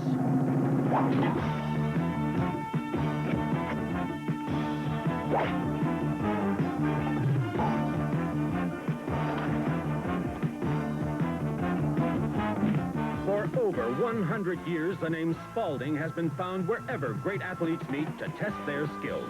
When you want sports equipment that lets you be your best, choose Spalding, the great name in sports.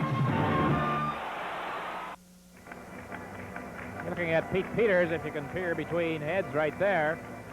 The backup goaltender tonight for Philadelphia with Phil Neer in the net. The North Stars have changed goalies, and Malash has just been victimized in a very strange play by Leach, his second goal of the night, 5-2 Flyers. Face-off to the left of Phil Neer. Now Lindsman is waved out of the face-off circle, and Holmgren moves in. Young and Holmgren, a pair of young players in that face-off circle. They both wear number 17 as well. From the face-off, Ben Wilson takes it behind his own net. 15:34 remaining in period 2. It's 5-2. Philadelphia and Minnesota. Some rather fortunate bounces so far in this hockey game for the Flyers. A long shot that Meloche has to come out of his net to clear. Back to the line. Barnes winds up the glove save by Meloche, as that one appeared to be heading for the top corner. Well, you got to wonder what's going through the mind of Gilles Meloche. He had a couple of pretty good shots, Don, early in the period, and, you know, goaltenders like to get those shots, get them in the game, as they say. 5-1 the shots on goal so far this period, and Brian Propp, who you're looking at, number 26, had 2 of those 5 shots. Crowd, a cheer goes up as they flash on the board. The Sabres leading 1-0. Back to Barnes at the line. He plays it into the corner. Holmgren, very tough in the corners with Hartsburg. Now Young comes in. Lindsman is there as well. Lindsman trying to poke it loose. He manages to control it, but then Hartsburg pokes it back to the line. Barnes fanned in a shot. Holmgren to Propp. Propp tried to feed it back to Holmgren, and it's broken up by the North Stars. In the center ice area, this is Young for Minnesota to McCarthy. McCarthy takes a shot that hit Barnes, and the Philadelphia Flyers clear it down the ice. Going back after it is Barrett. Philadelphia, so far, out-shooting Minnesota 16-10. Lindsman at the line, over to Barber. Barber tried to go around the defenseman Hartsburg, but he broke it up as the Flyers were trying to apply some pressure. Now Barrett is bowled over by Lindsman. The puck picked up by Pulich. Pulich from Minnesota flips it into the corner. Watson back after it for the Flyers. Watson, a long lead pass, too far for Kelly. Racing after it into the Minnesota zone is McLeish. McLeish comes up with that puck in the corner. Still controlling it. Gets it to Barber. Barber at the side of the net. Back to the line. A drive right on his goal. Deflected by Bill Barber.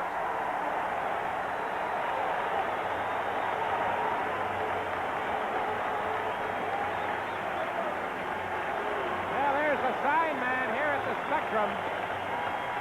He's already counting on 4 more wins. This one he claims is wrapped up. Bill Barber, his second of the night. He had a 4-goal night in this series, then a 2, now another 2. And this one comes on a perfectly timed deflection out in front, and it gets through Meloche's leg. Barber has 11 goals in the playoffs. And there's Busnick's shot. Barber on the deflection, tipping it underneath Meloche. And the Flyers lead by 4. Dick, as we were talking during the intermission, the Philadelphia Flyers are jumping all over the North Stars in their own zone. Experience a big factor right here, Don, I think, as this series winds down. Very definitely, Dick, and that hard work also paying dividends. It's deflected down into the Philadelphia zone. McAdam racing into the corner with it, tried to give it back to Payne. He couldn't get a shot away, and it slides all the way to center ice. The North Stars have to regroup, and they have to be demoralized by the 2 goals here in this second period, as well as the one late in the first by Bob Daly. Bridgman brings it in across the line. It's poked away from him by McAdam. McAdam plays it in behind the net to the other side. Schmier dumps it to center ice. Dupont is back for Philadelphia. 13-11 remaining in the second period. Bridgman takes the pass, tries to set up Lawrence, and he overskated it. Now it's Payne coming back for Minnesota. Payne with a long drive, and it's deflected high into the stands by Phil Mears. Tonight's Stanley Cup playoff game is coming to you from the Spectrum in Philadelphia. Water power. For nearly 100 years, Canadian General Electric has been helping turn this natural resource into electricity, bringing progress to Canadians. Today, CGE is Canada's leader in high-voltage technology, which transmits that power more efficiently than ever before to industries like this giant steel mill, where it's put to work, helping provide products and jobs for Canadians. Progress for people from Canadian General Electric.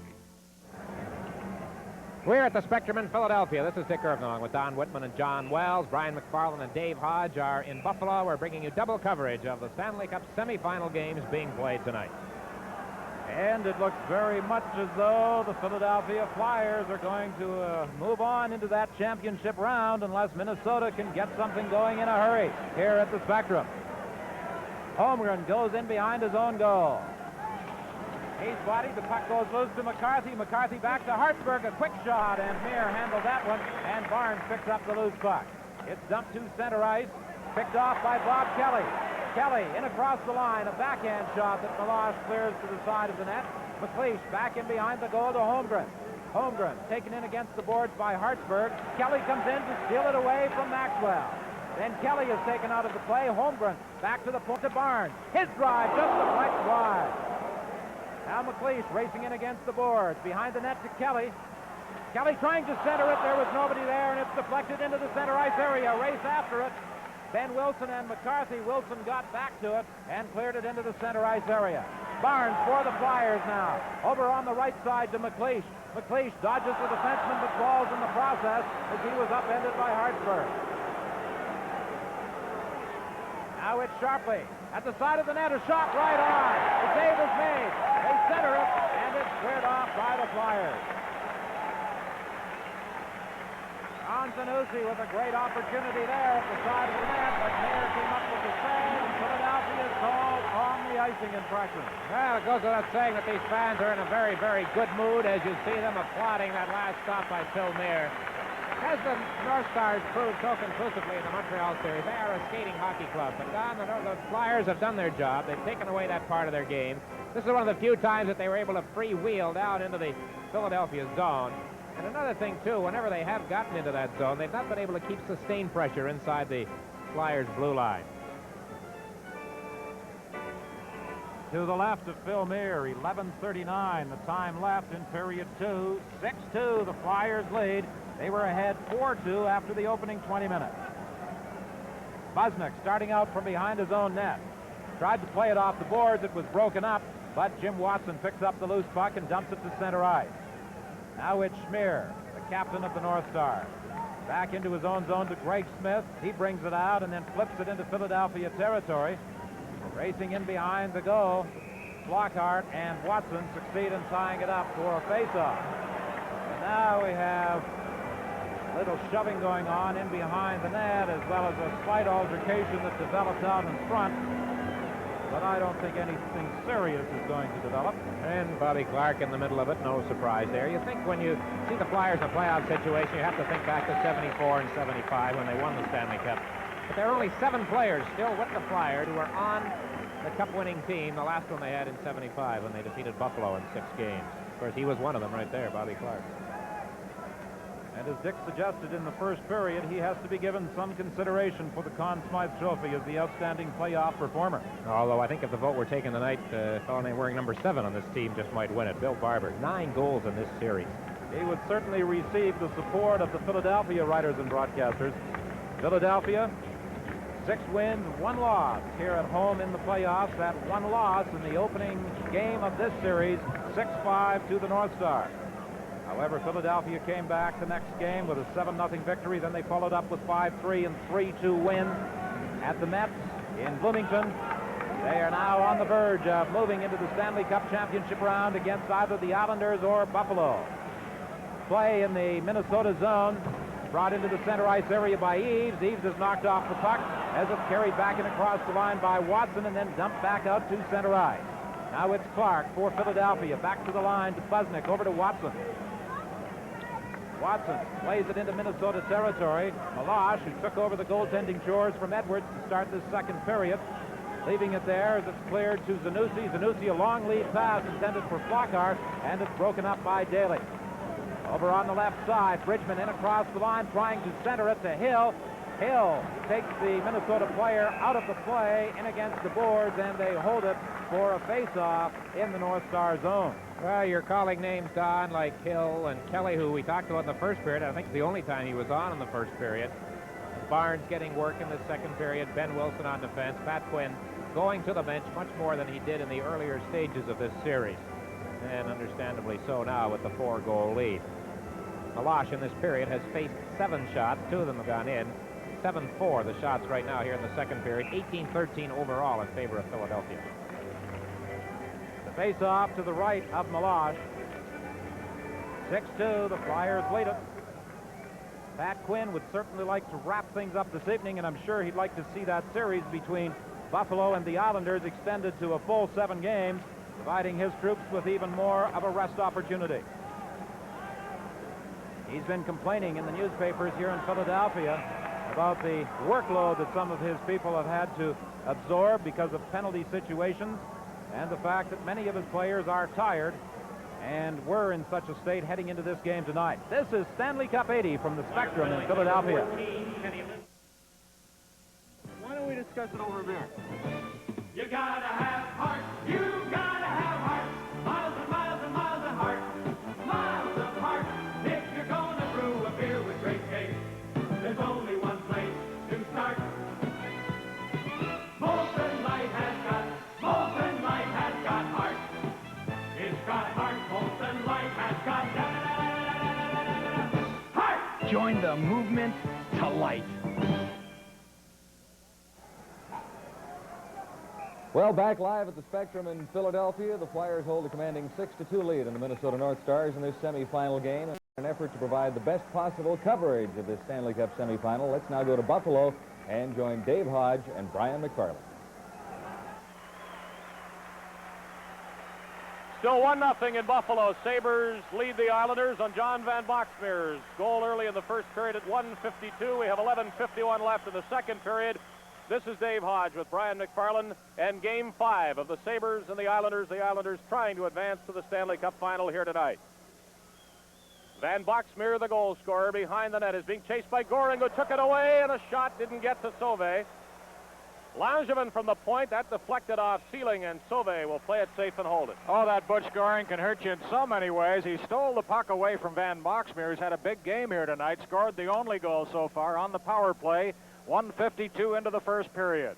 It's been the roughest game of this series so far. A couple of fights, Gord Lane and Lindy Ruff, and then Rick Dudley against Langevin, both in the first period, and a minor altercation in the second period between Danny Gare and Gord Lane.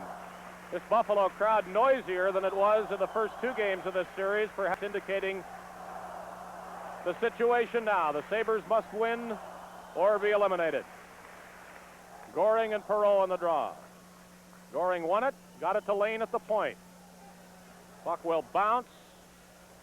Martin controlling for the Sabres and just knocks it to center ice.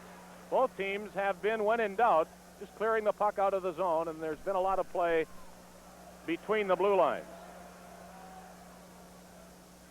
This is Van Boxmeer, of whom Brian spoke, and he has played well. Here's Sealing down his wrong wing, the left side, stopping. To the point, Schoenfeld broke his stick, but got a bouncing shot at Resch.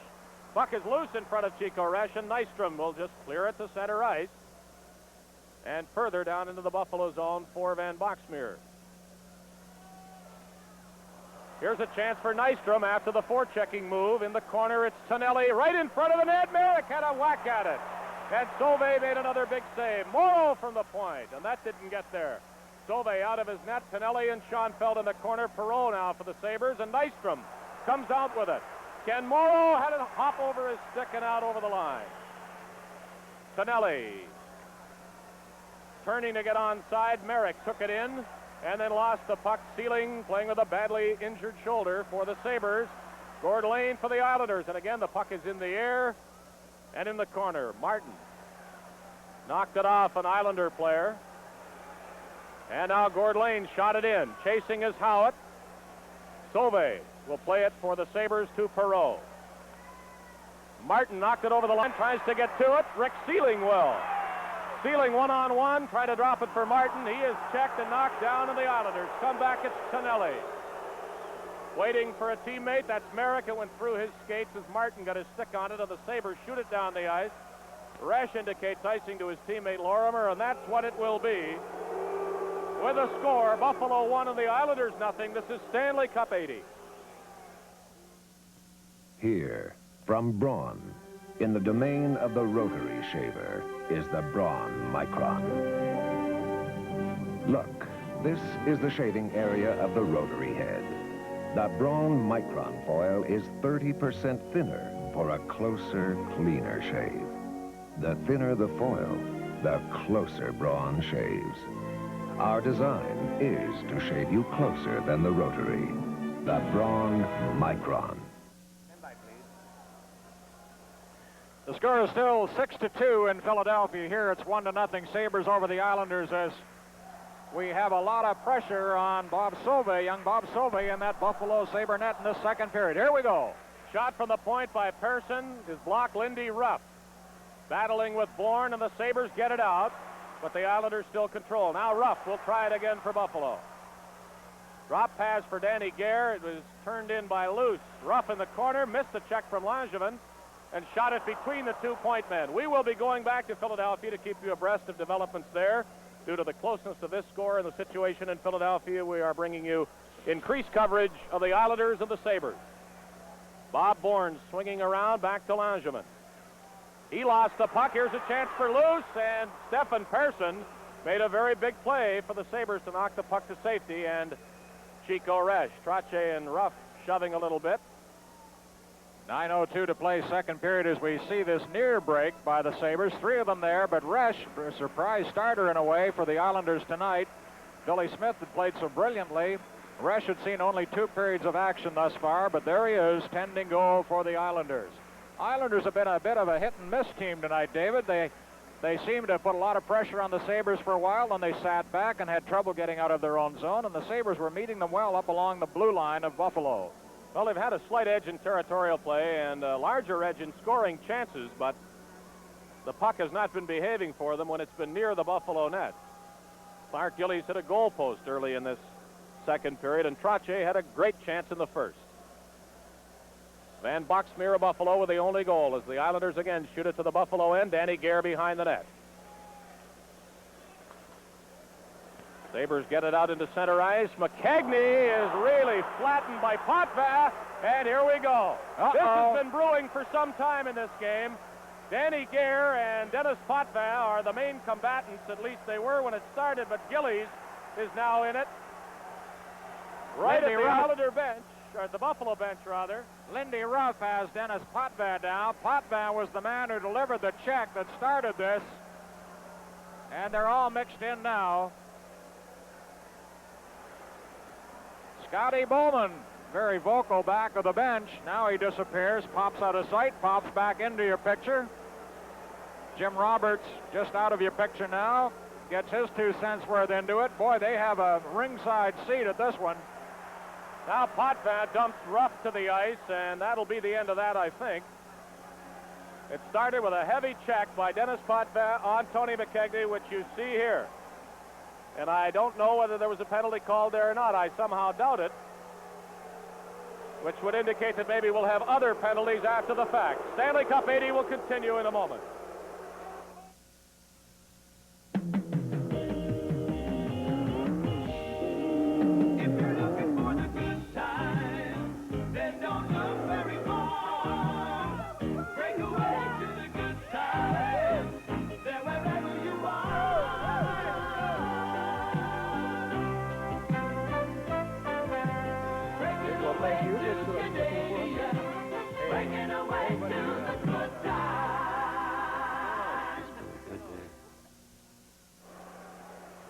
This is Dave Hodge with Brian McFarland in Buffalo. The Sabres holding a 1-0 lead.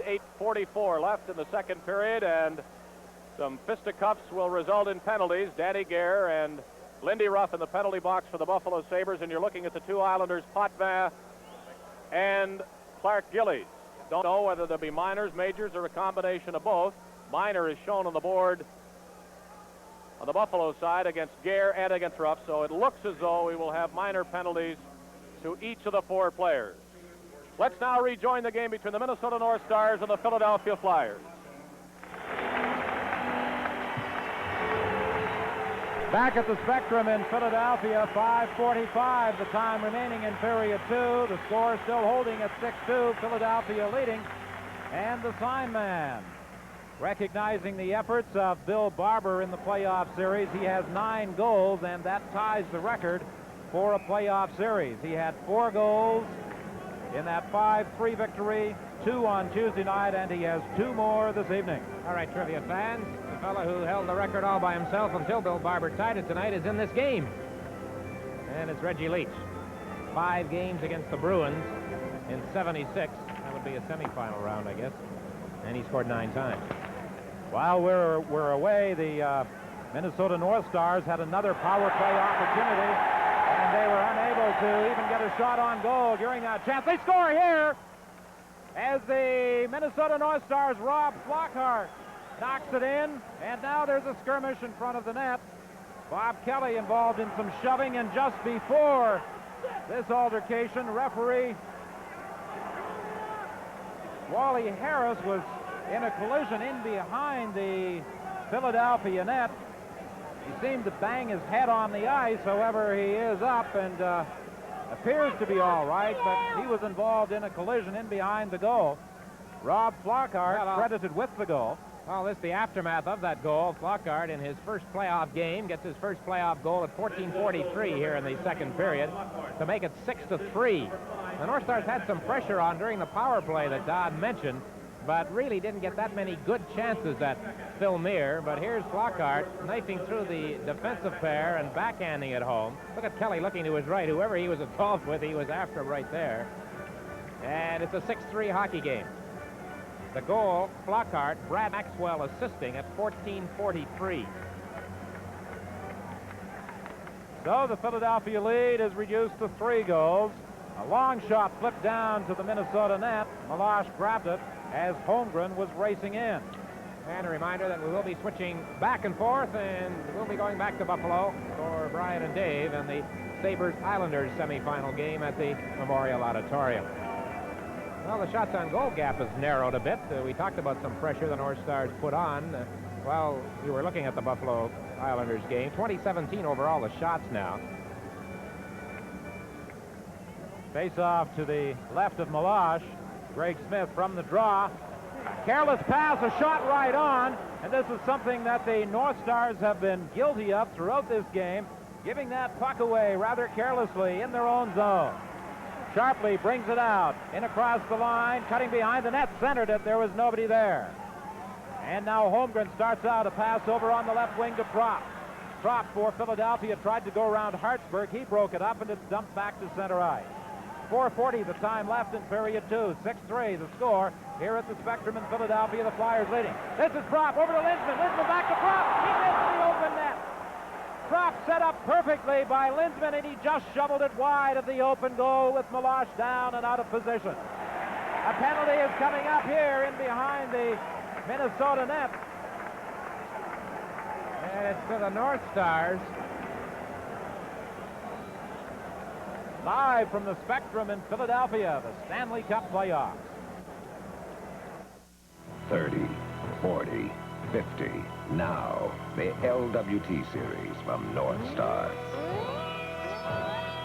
Their style is born from function. Built to breathe because your feet breathe. Built to flex because your feet flex. Built light so your feet can fly.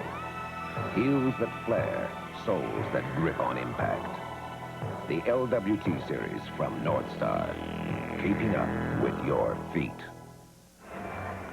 Glenn Sharpley of the North Stars off for tripping at 15:40 here in the second period. Just before the infraction, an amazing chance for Brian Propp on the setup from Lindsman. Look at that wide open net. He backhanded it wide. Don, they've scored from behind the net, from the side of the rink, off carrying in off Minnesota players.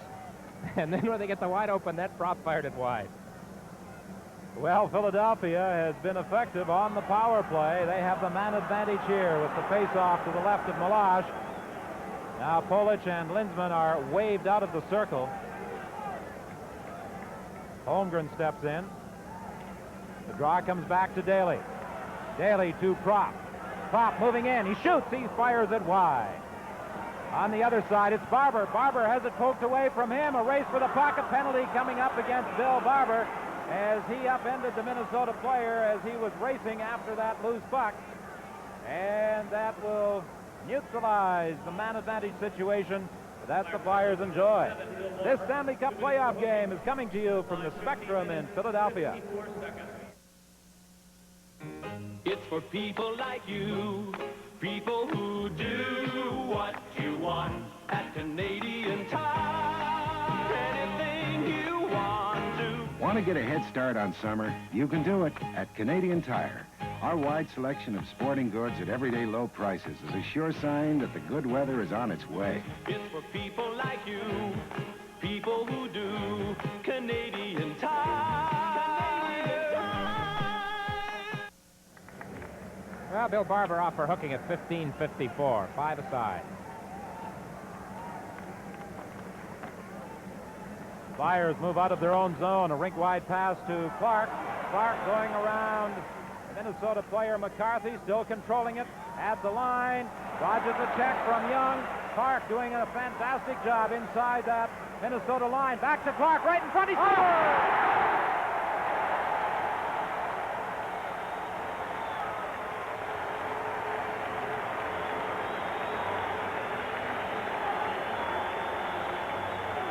Absolutely perfect play all the way around. Bobby Clark got by the defense and then had to turn around. Still had possession of the puck for a minute. Back to Busniak, back to Clark. Look at that. Just an absolutely perfectly timed play. That says it all right here at the Spectrum, and I'm sure the folks in Flin Flon, Manitoba will agree with that one. Makes it 7-3 Flyers. Number 28, Michael Nick. Number 20, Jimmy Watson. 7-3. The Flyers now in front with 3:29 remaining. Here's a chance for Young and a stick save to the far side by Mir, who is almost caught out of position. It's Clark back in across the line. Clark still controlling it. Bobby Clark in front to Daly. Daly back to Leach. Leach shoots just wide. And it was deflected over the glass and out of play. 3:10 left in the period. Clark from Busniak and Watson, the scoring play, 16-19. You don't see replays with Bobby Clark doing this sort of thing offensively too often, but he made a perfect play to get by the defense in the first rush, dropped it off to Busniak, and then on the return, a backhand. Well, I'm sure the folks up in Flin Flon looking in will be hooping and hollering tonight. Bobby Clark has a goal. Another of their favorite sons, actually he's from Riverton, Manitoba. Reggie Leach also has a goal for the Flyers. As a matter of fact, he's got 2 of them. Back to the line now to Daly. Daly takes a shot. It deflects over the glass and out of play. Dick, while we have a moment, we should also mention a big night coming up in Winnipeg on the 2nd of June. Michael Gabati, the president of the Winnipeg Jets, is being honored by the B'nai B'rith. He'll receive the Humanitarian Award, and Ken Taylor, the former ambassador to Iran, will be the guest speaker.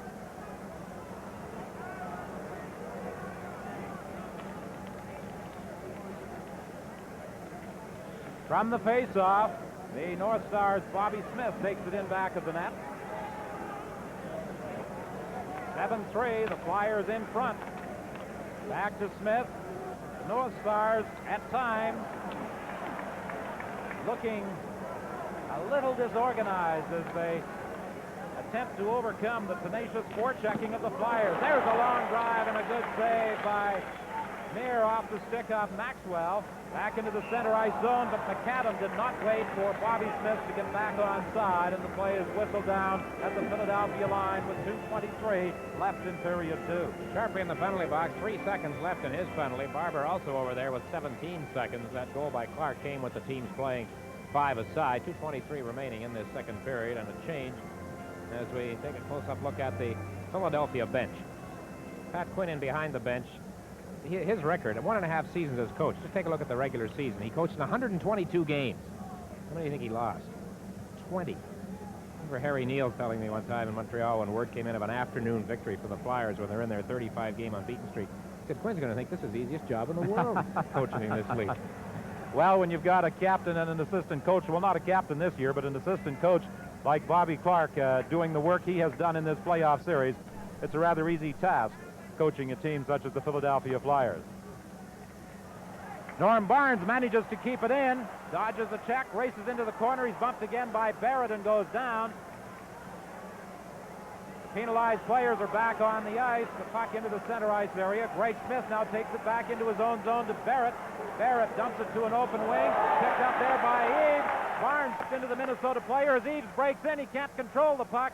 He falls, and it's picked up by Ben Wilson. Wilson, a lead pass to Prop, deflecting it to Lindsman. Lindsman tried to feed Holmgren, and it was too far for him. Now some heavy body checking in that center ice area as Holmgren steps into Zanussi. Back at the line, it's Ben Wilson. Off the boards, broken up by Minnesota. Wilson will try it again as he crosses the center line and shoots it into the North Star zone. Now it's Greg Smith for the North Stars. 1:19 remaining in the period. A long flip shot into the Philadelphia zone. Meir had to come out of his net to catch it, and then almost lost his balance in trying to clear it. Here's Hartsburg, a shot right on, and Meir makes the save with Sharpley cutting in front of the net. Been another goal in the Sabres-Islanders game, so now let's go to Buffalo. Sabres on a power play. It's Rick Sealing. Waiting, dropping it for Van Boxmeer. Sealing to the other point. It's Dudley. A score! It's Richie Dunn. Richie Dunn at the point.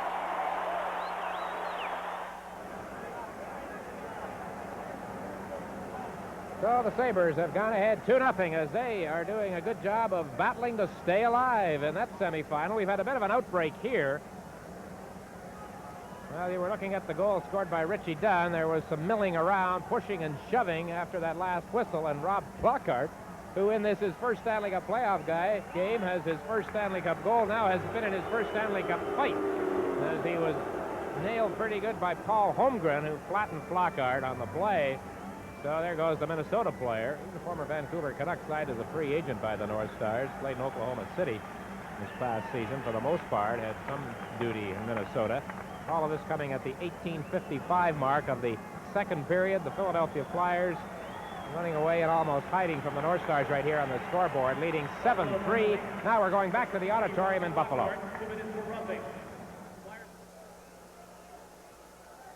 3:08 left in the second period. Buffalo 2 and the Islanders nothing. A pair of power play goals for the Sabres, and strong goaltending by Bob Sauvé have been the story, Brian McFarland. Oh, Sauvé just got a standing ovation after making two brilliant saves on Wayne Merrick of the Islanders.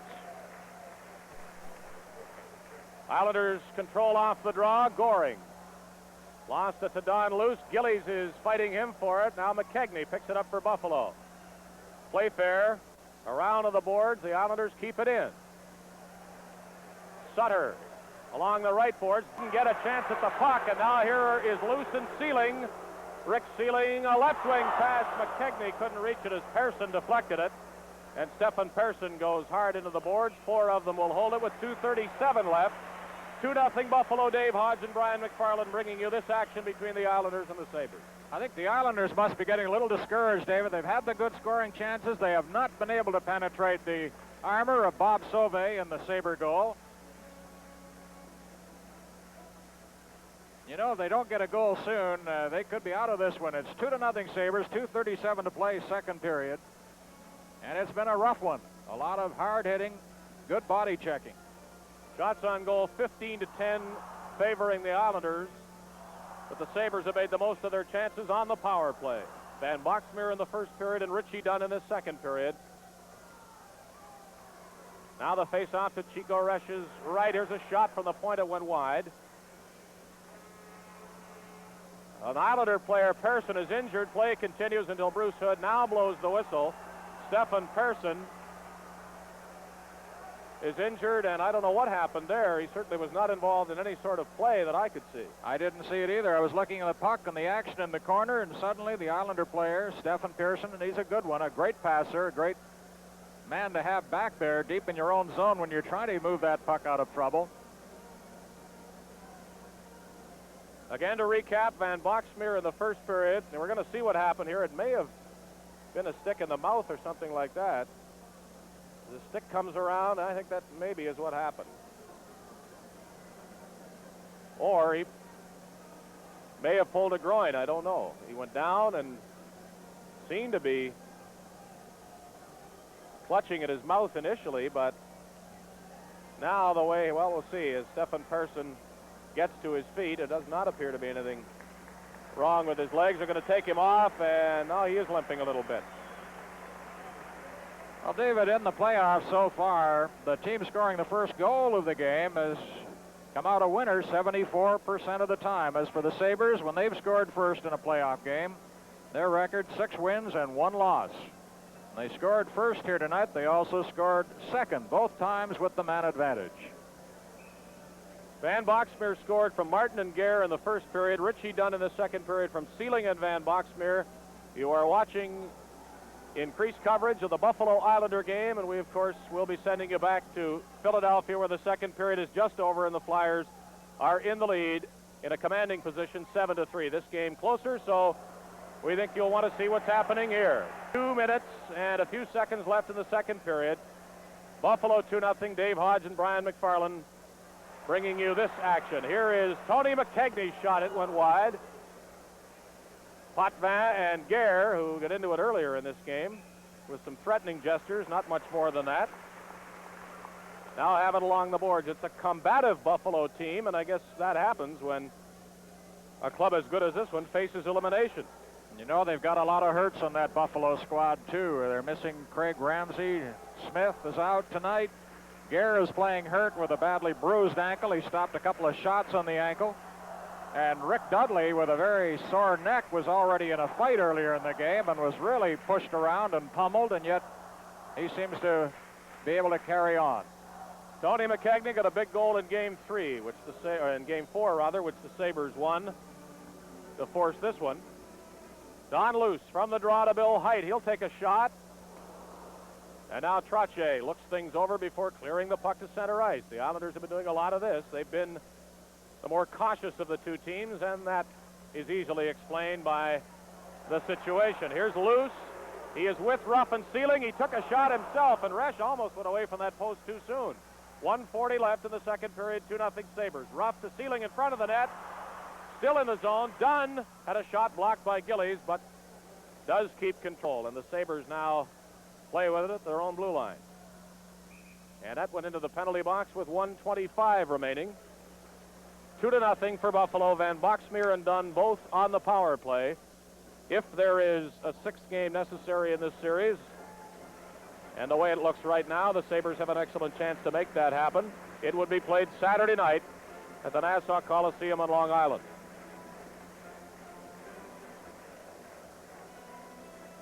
And if the Sabres win this one, there will be more talk about a team coming from a 3-0 deficit, which the Islanders once did. And some of these players in New York uniforms remember that. I guess they don't want to remember it too much, though. Not now. You know, there was a surprise at the outset of this hockey game when Coach Scotty Bowman sent Gilbert Perreault out at center ice with Lindy Ruff on one wing and John Van Boxmeer on the other. David, if you'd told Perreault at the start of the season he'd end up in the playoffs with wingers like Van Boxmeer and Ruff, he would have laughed.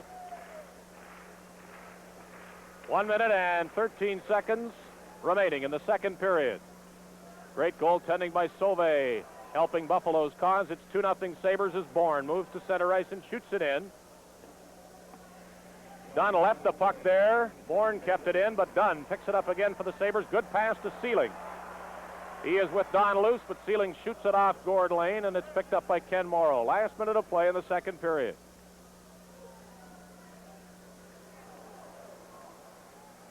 Richie Dunn firing it back in. Islanders are going to have to start making a few moves to the offensive zone. Bourne is trying to do that now, but Perreault knocked it out. Ken Morrow, and it was offside as a tired Islander, Bob Bourne, could not get out over the blue line and to that bench in time. The Islanders look like a team that's standing around waiting for somebody else to do it as we look at Jim Schoenfeld, a real strong competitor for the Sabres. A team gets like that sometimes, Dave. You know, they have the talent, and they say, well, Trottier will get us a goal, or Bossy's going to pop one in, or Goring will do the job, and it hasn't happened so far. They haven't been able to score. 26 seconds to play, second period. Lorimer fires it in. We'll be back to Philadelphia following the end of the second period of play. Flyers appear to be on their way to the Stanley Cup final. The Islanders, though, have some work to do to get there tonight, and maybe some work to do to get there at any time. Here is Playfair coming out of his own zone for the Sabres. Pass that Martin couldn't handle. And Schoenfeld, with 5 seconds left, will just fire it into the Islander zone, and time runs out before Gilbert Perreault can do anything with that. Of the Sabre fans who didn't have anything to cheer about here in the first two games now get up and make some noise with Buffalo in front, 2-0. And the shots on goal indicate the closeness of the period, 5 each. Totally, it is 15 for the Islanders and 11 for the Sabres. Now back to John Wells in Philadelphia.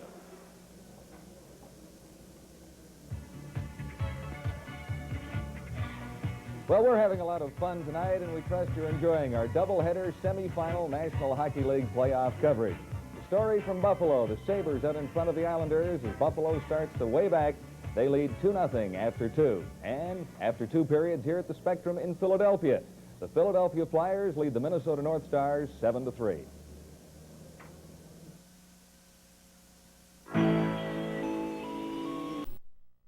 To be on their way to the Stanley Cup final. The Islanders, though, have some work to do to get there tonight, and maybe some work to do to get there at any time. Here is Playfair coming out of his own zone for the Sabres. Pass that Martin couldn't handle. And Schoenfeld, with 5 seconds left, will just fire it into the Islander zone, and time runs out before Gilbert Perreault can do anything with that. Of the Sabre fans, who didn't have anything to cheer about here in the first 2 games, now get up and make some noise with Buffalo in front, 2-0. And the shots on goal indicate the closeness of the period, 5 each. Totally, it is 15 for the Islanders and 11 for the Sabres. Now back to John Wells in Philadelphia.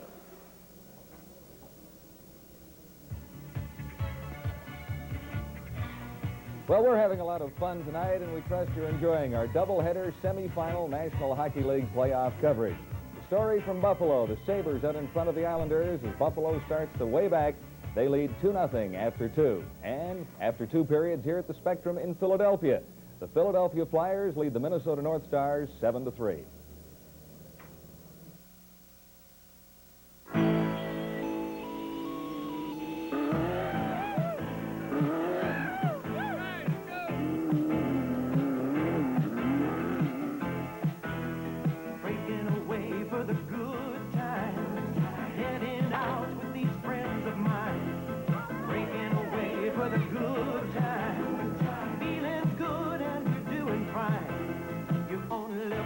That's our point of view. Come on and join us. We're counting on you.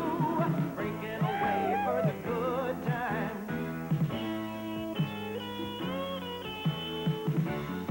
Absolutely. Yeah, I know. Hi. Oh, thanks. Break away to Canada. That's what I was looking for. Molson Canadian.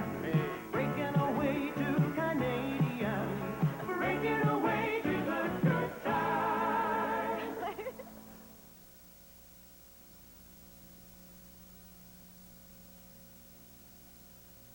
With the Luxaclad system, you can install siding and soffit on your home in a few weekends. And because you can do it yourself, you'll save money, too. Luxaclad's fun. Everyone will want to get in on the act. Easy to install, it has a special backing that adds strength. It snaps right into place with an exclusive joint mold and saws like wood. Easy, economical new beauty for your home that lasts for years from Hunter Douglas. The Luxaclad siding system at building supply stores everywhere. Stanley salutes the doghouse Tom Lynch built. Ron Nash's Entertainment Center. Right on. Stanley salutes this whole new generation who enjoy doing things with their own 2 hands. They know that to do things right, you need the right tools, and that means Stanley. Stanley, we want to help you do things right. Great barbecue center, Pat and Jack Schreiber. Stanley Tools, Hardware, and Drapery Hardware. We want to help you do things right. Live from the Spectrum in Philadelphia, the Flyers lead the North Stars 7-3. And tonight on Grapes and Tapes, better known as Coach's Corner, our resident Hockey Night in Canada coach, Don Cherry, looks at one of hockey's classic situations, the 2-on-1.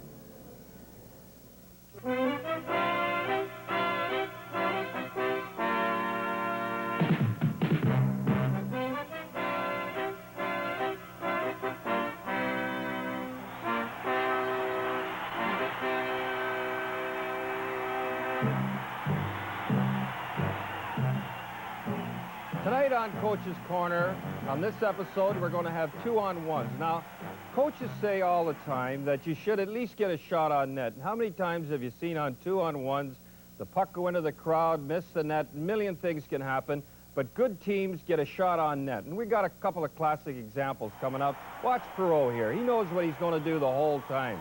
That other guy's just a decoy. He's going, that's why he gets 40 and 50 a year. Look at him wind up. No chance at all for Palmateer. Thank you, top corner. A beauty. Now we have another different kind of 2-on-1. Philly coming up here. Hill and Bridgman. Now Hill's got the puck now. He's going down the far side. He's trying to lure Salming over the side and Paul Matier. See the little check mark coming up. He's got him turned just the way he wanted. Paul Matier's in the far. He's over there too.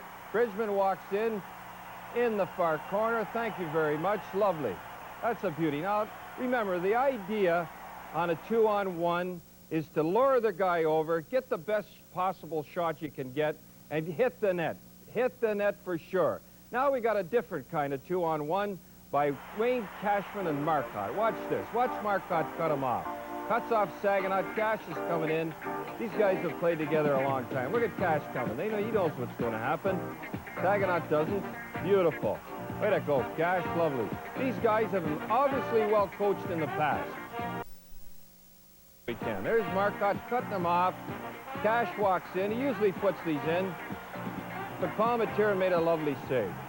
Now remember, the teams that win hit the net at least on a 2-on-1. Lure the guy over. The smart teams hit the net and score. That's why they win Stanley Cups. So keep watching the playoffs for future episodes of the Coach's Corner with Don Cherry. Next up, Charlie Zimmer and Bill Clement with Inside the Playoffs. Stanley Cup 80 continues in just a moment. The amazing Nikon EM. The automatic camera that warns you when your exposure's not right. The EM actually lets out a gentle beep beep. That beep beep tells you to make a simple adjustment for a great Nikon picture every time. The fantastic Nikon EM. The camera that goes beep beep. You mean beep beep. That's what I said. When your rocker's off its rocks, or you just lost your socks, stick with the pages. When you're going down to sea, when you can't find your key, stick with the pages.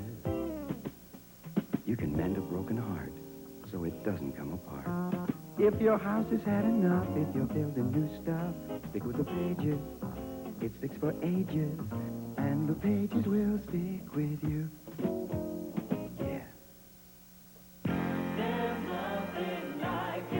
That's another do-it-yourself buffet order, Colonel. Seems everyone's discovering what good value it is for feeding a crowd. There's none better. I can't think of an easier way of entertaining. Everybody loves your good-tasting Kentucky Fried Chicken, and your buffet includes everything they need. There's nothing like the way your boys and girls make your finger-licking good. There's nothing like it. Thank you, Colonel. Good chicken. Name's Bob Riley. Been a professional guide going on 30 years. Spent half my life fishing Old Horseshoe Lake. Fish bite here like no place else. So do the bugs. So I pack a pro, Deep Woods Off. 'Cause around here, black flies and mosquitoes got teeth like a chainsaw. But Deep Woods Off's tougher. It's 100% repellent. Take it from old Bob. Deep Woods Off works. It's made by pros, used by pros.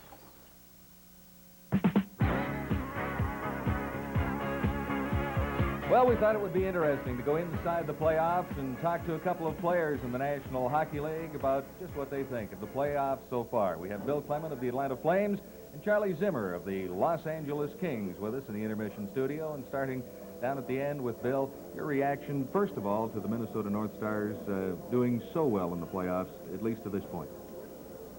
Well, I think it was a surprise to everybody, especially that they got by Montreal, even with all of Montreal's injuries. Minnesota had a couple of key players hurt, too. Gary Sargent and Kurt Giles were hurt for them. They're two of their top defensemen. But I think tonight they've kind of packed it in. When they realize that they're down 3-1 against Philadelphia and having to come in here and play, the series is, I think, obviously all over for them. I don't know what's going to happen in the third period, but I have my money on Philadelphia.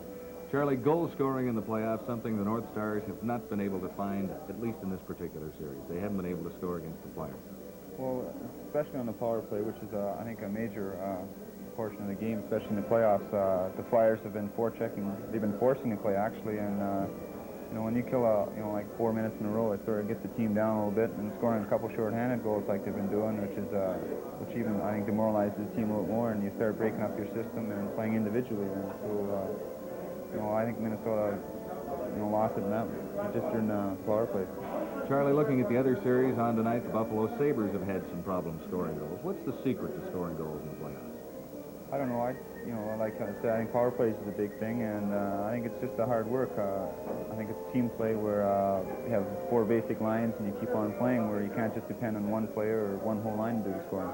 Bill, as far as you're concerned, are you surprised that Buffalo can't score as they did so easily all season?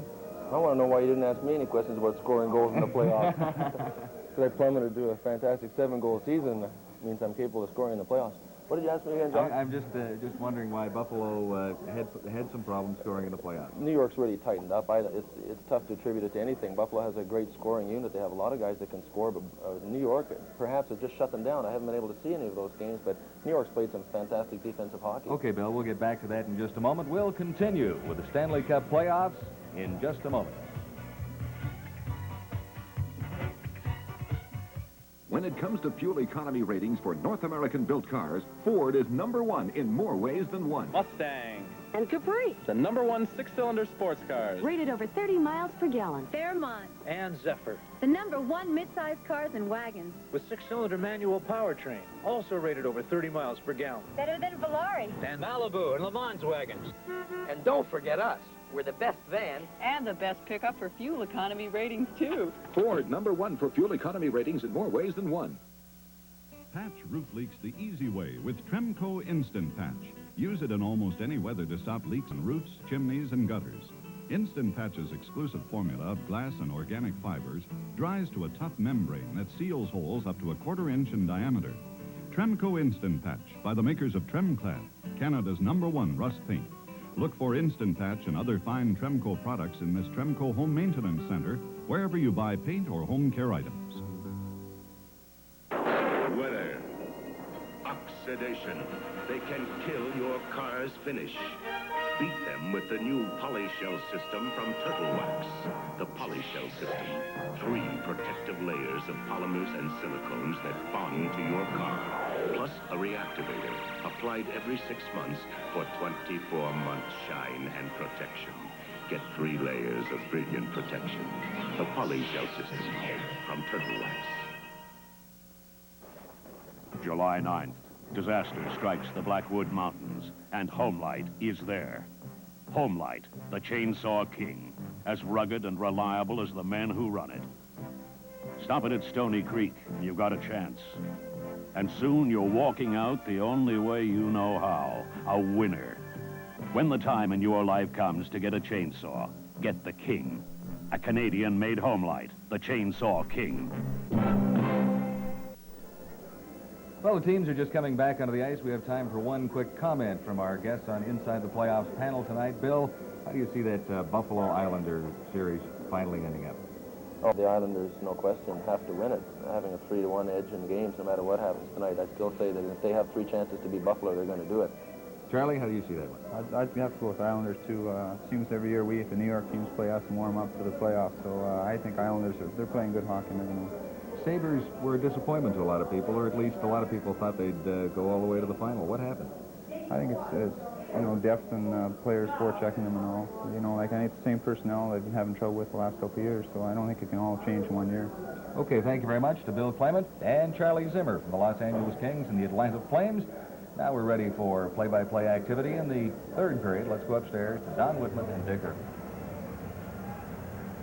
Well, the Philadelphia Flyers are 20 minutes away from advancing into the championship round against either the Islanders or the Buffalo Sabres, and the opinion downstairs certainly seems to be unanimous as far as Charlie Zimmer and Bill Clements are concerned. It will be the Islanders that will provide the opposition. Phil Muir looking for his 5th consecutive playoff victory. He had a 1.59 goals against average in 4 previous playoff encounters coming into this game. He's been beaten 3 times so far tonight. However, he has come up with some big saves. The team starting period 3, each with a man in the penalty box. Rob Flockhart is off for Minnesota, and Holmgren is serving a double minor for Philadelphia. So after that first minor expires, the Minnesota North Stars will have the man advantage. Now it's Barnes starting out of his own zone. A shot off a stick, racing in after it is Lindsman. However, it was whistled down on the offside. Shots on goal in the second period. The Flyers 13, the North Stars 12 overall, 24-21 in favor of Ken Lindsman and the Philadelphia Flyers. 37 seconds left in the penalty to Flockhart, 2:37. Holmgren, as Don mentioned, will have the extra 2 to sit out. They had a bit of a hassle right near the end of the second period. And, of course, we will be providing you with some of the action from the auditorium in Buffalo during the third period with the Sabres in front of the Islanders 2-0. Here it's 7-3 for the Flyers over the North Stars, and the outcome of this one no longer really appears to be in doubt, although if Minnesota could strike early, perhaps it would change the complexion. The Flyers' Lindsman still controlling that puck in the center ice area. In 13 seconds, Minnesota will have a man advantage. Greg Smith goes back in behind his own goal. McCarthy trying to move out of his own zone, has it poked away by Lindsman. And now the Minnesota North Stars will have the man advantage. 1:53 remaining in the penalty to Holmgren, who went off for that double minor. Back to the line to McCarthy. His shot is wide of the net. In behind the goal. McAdam trying to center it, and it's picked off by the Flyers, and Daly brings it out to center ice. Daly trying to split the defense. Over on the wing to Barber. Barber takes a shot. It goes off a skate to the corner. Barber with 2 playoff goals tonight. He had 2 on Tuesday night and 4 the previous evening. A long pass that deflects high to the right wing boards, and it's dumped back to the Minnesota line. And again, that Minnesota power play. Very, very ineffective here in this third period. The North Stars have certainly had their problems with the man advantage. However, rather than discrediting the Minnesota power play, we should give a lot of credit to the job that the Philadelphia Flyers are doing, particularly number 16, Bobby Clarke. Daly takes the Minnesota player Payne out of the play. The puck is dumped high in the air, and here's Minnesota with a 3-on-1 break. Bobby Clarke in across the line, dropping it back, shot off the glove of Gilles Meloche as Bridgman took the drive on the drop pass. Bridgman tried to center it. It went off a leg in behind the net to Payne. You wonder which team really has the man advantage, because the Philadelphia Flyers have had the better scoring opportunities during this shorthanded situation. Now it's Watson turning in the corner. Jimmy Watson banging it off the boards, kept in by Maxwell. Maxwell dodges the check, moving in, takes a shot right on the save, and the rebound is cleared away and taken into the center ice area by Reggie Leach. 15 seconds remaining in the penalty to Holmgren. Leach on the boards to Clarke, over to Daly, and as he bangs it down the ice, I doubt if Minnesota will get another power play opportunity here as the Flyers continue to do that outstanding job of forechecking. Philadelphia back at full strength. A long shot that is caught at the side of the net by Meir and left for Watson. Watson, a lead pass to Lindsman. Lindsman trying to go around Barrett. Barrett falls over to McLeish, over to the other side. The shot just wide of the net by Holmgren.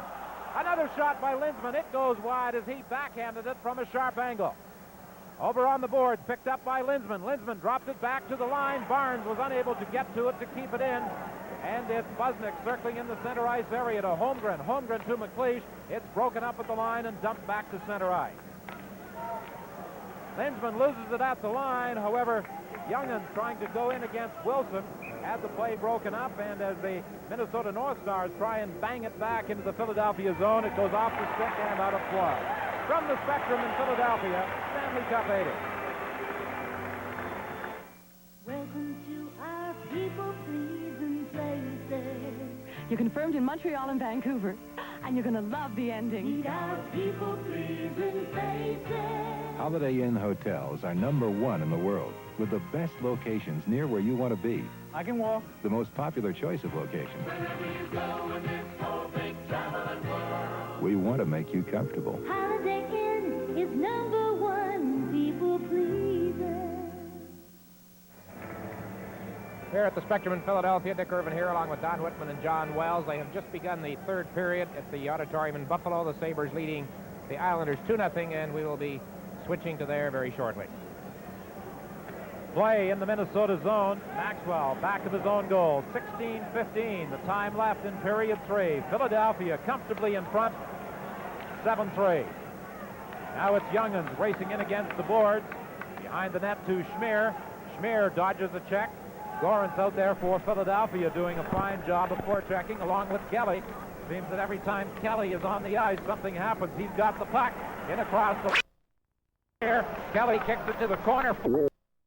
Races in after it. Maxwell now, and the Minnesota North Stars break into the center ice area. Flockhart cutting in from the left side, anticipating that pass from Eaves. However, it never materialized, and it was cleared down the ice by Philadelphia, and Meloche is forced to make the save. Now it's Schmier over on the left wing. A long shot goes wide of the goal. Picked up against the boards by Wilson. Wilson dumps it back to center ice. And I'm sure the Flyers right now quite content to simply dump it out of their own zone every time they get into the least bit of difficulty. Picked up by Hill for the Flyers inside his own line. 15:05, the time left in period 3. Racing into the corner after it is Holmgren. He's taken in against the boards. Hill following up on the play, tried to center it, and it's broken up by Eaves. Eaves over on the left side. A long shot by Flockhart, wide of the net. Hill inside his own zone, off the boards to Bridgman. Bridgman, a drop pass to Holmgren. Holmgren tried to set up Gorance. It's knocked into the corner. Holmgren races in after it. Hartsburg takes him out of the play, and Eaves dumps it down the ice for Minnesota. Racing back after it is Busnick. Busnick goes in behind his own goal. 14:23, the time remaining in period 3. Pass over on the right side intended for Leach. It's broken up at the blue line. Greg Smith then dumps it into the neutral zone. Daly picks it off. He banks it off a player back into Minnesota territory. Sharpley retreats for the North Stars. Sharpley winding up in his own zone. A pass over on the left wing to McCarthy. McCarthy is checked at the line. Maxwell following up in the play will now try his luck. He shoots it in, and Schmier makes the easy save. Along the boards to Leach. Leach off the boards, intended for Clark, racing after it. Maxwell gets to it first. Maxwell, a pass to Sharpley. His deflection is picked off by Leach. Leach, a lead pass to Barber, in across the line. He puts on the brakes, dodges the check, but falls over in the process. Brought back by Minnesota. Polish has it stolen away. It's dumped ahead, too far for Leach, and Maxwell races after it for Minnesota. North Stars in their own zone. Anderson. Pass over to McCarthy. McCarthy almost lost it at the line. It's finally cleared to the Philadelphia line. Flyers doing a fine job of checking in that neutral zone. Ahead to Hill. Hill at the Minnesota line. Takes the shot off a player to the side of the net, taken there by Hartsburg. Hartsburg trying to move it out. Dumps it ahead to Sharpley. Sharpley banks it off the boards, but Barnes keeps it in and then has it poked away into the neutral zone by Minnesota.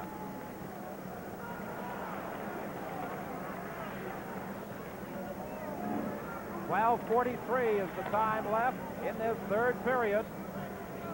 Philadelphia leading 7-3. Minnesota brings it in across the line. Schmier, a backhand shot. Bobby Smith in the corner trying to center it. Schmier makes the save and steers it in behind the goal to Barnes. Barnes, a wide pass to the left wing. Hill couldn't pick it up. Minnesota with the puck in their own zone. Hartsburg for the North Stars. Hartsburg over to Blake Smith. Smith shoots it into Philadelphia territory, and then Wilson races back after it. He moves it over to Jimmy Watson. Watson into the center ice area to Gorance. Collision in the center ice zone involving Bobby Smith and Mel Bridgman. Bridgman was bowled over, or Smith, I should say, was bowled over by Bridgman as the puck is fired into the Philadelphia zone. And it flipped off the board all the way down the ice. No icing on the call as it's played by Meloche. And the puck now dumped out into the center ice area. Play is becoming ragged here, Dick, in this third period. Because the Flyers are keeping it that way, Don. They're doing exactly what they want to do. And doing it very well. Now at the side of the net, Lindsman tried to center. It comes out in front again. The shot by Propp and the save by Meloche. And Propp has been set up nicely twice in the slot, but has been unable to score. Tonight's Stanley Cup playoff game is coming to you from the Spectrum in Philadelphia.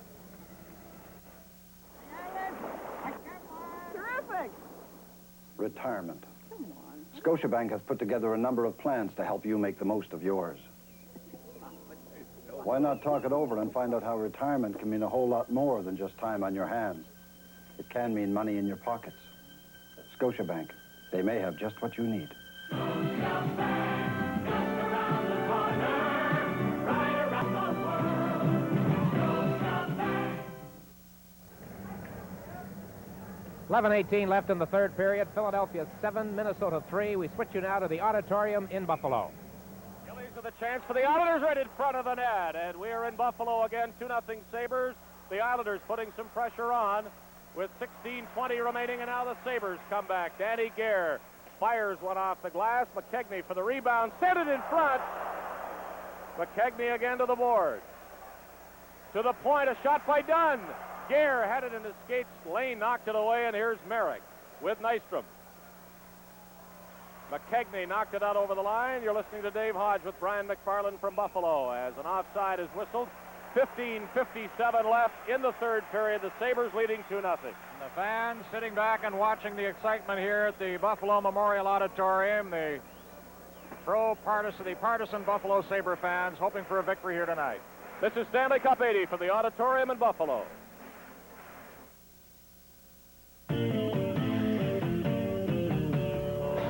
I'm into having some fun, you see. Good times for you, you and me. Let's break away for the good times. Good times feeling free. Breaking away to Canadian. Breaking away to the good times. 15:57 left in the third period. Buffalo 2, the Islanders nothing. We're pleased to be able to bring you this coverage of the Islanders and the Sabres game number 5. Langevin for the Islanders shoots it in. Schoenfeld for Playfair, but the Islanders reach the puck first. Trottier behind the net. Schoenfeld got there ahead of him. Lindy Ruff kicked the puck to center ice and down into the Islander zone. Van Boxmeer chasing Langevin. Around to the boards, the puck comes free, and Howitt took it back to the boards. Knocked it, but not out over the line. Now the glove. Gary Howitt pushed it ahead, and that was detected by referee Bruce Hood. The Islanders in this game, and presumably in game number 4, which we did not see, just haven't had the spark they had in the first 3 games. Something is missing. Well, they have to be conscious of the clock now, too, with 15:24 to play. Their big problem has been up at that Buffalo Sabre blue line and then deep in the Sabre zone. The Sabres have been moving it out well. There's the work that Van Boxmeer has been doing much of the game, taking Tonelli off the puck as the Sabres shoot it back to the New York zone. Pearson for Tonelli. And the passes aren't clicking when the Islanders do have some room. Here is Pearson now over center.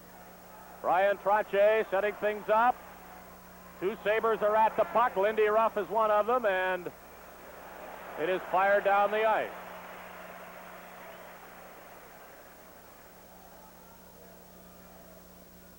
Again, the Buffalo Sabres break up the Islanders, moving out of their zone, and Langevin has to turn back with Stefan Pearson. 2 Sabres at the puck. Here's Howitt with Rick Sealing tying him up for another face-off. Boy, Buffalo won the Vezina Trophy with this style of hockey. Bob Sauvé has made 3 or 4 excellent stops, but other than that, Buffalo's checking has really dominated.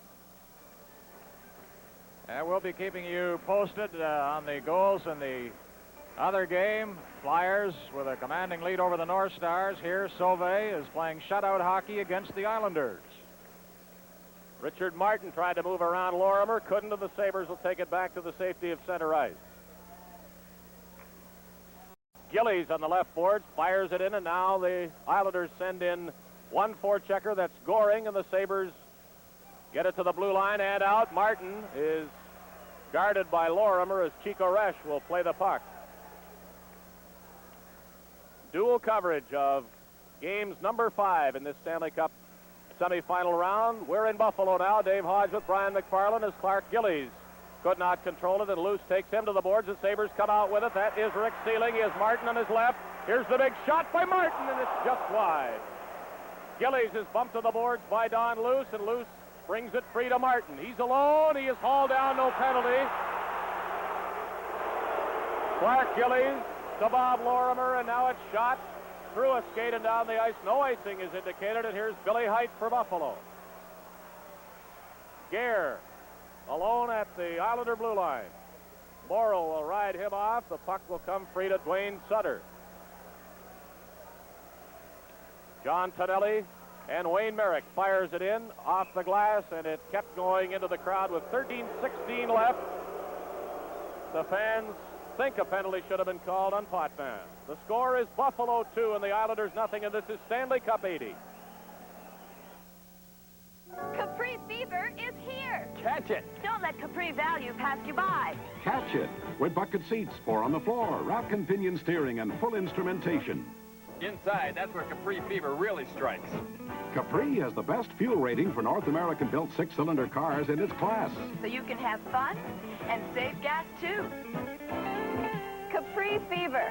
3 ways to catch it. At the sign of the cat.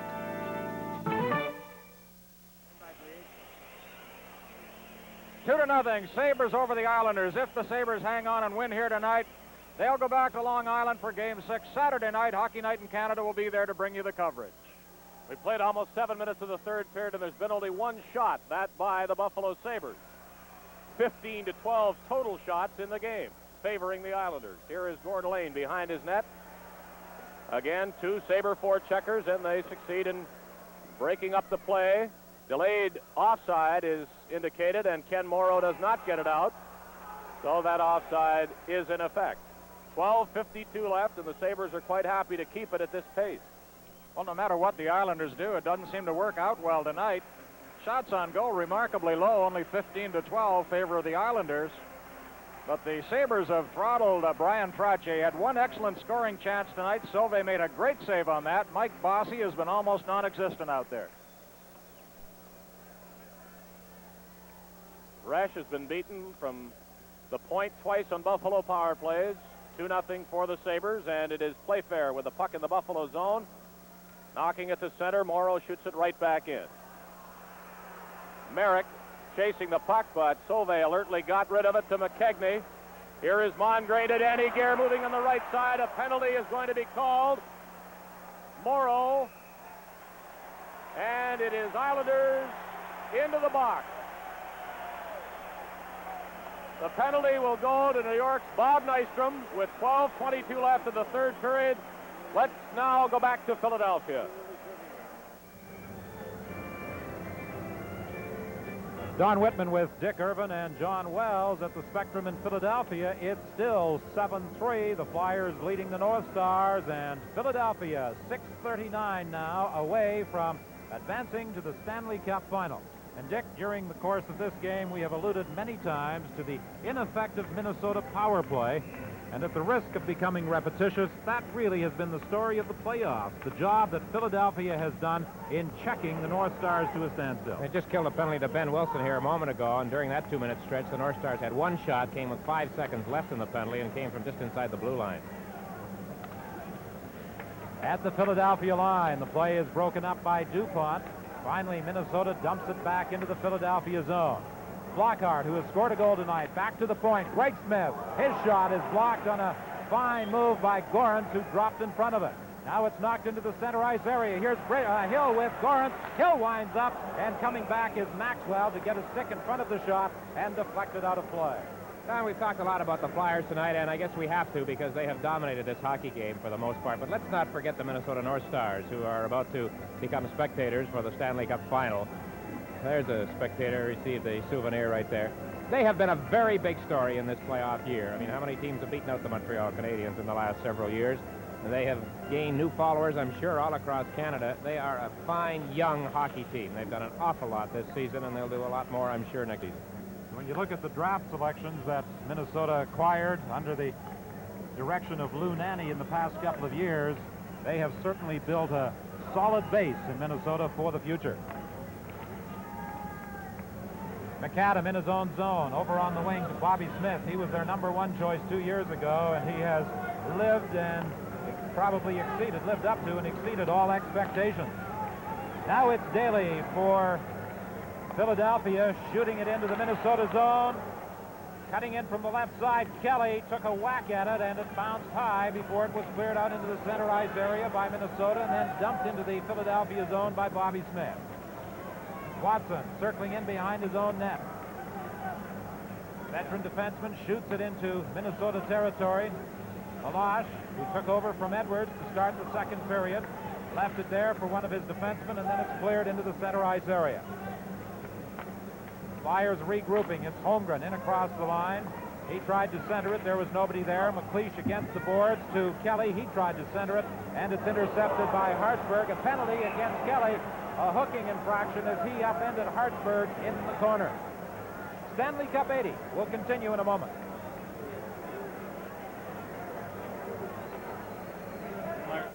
Quaker State helps cars last. It's true. If you look after your equipment, it's going to last.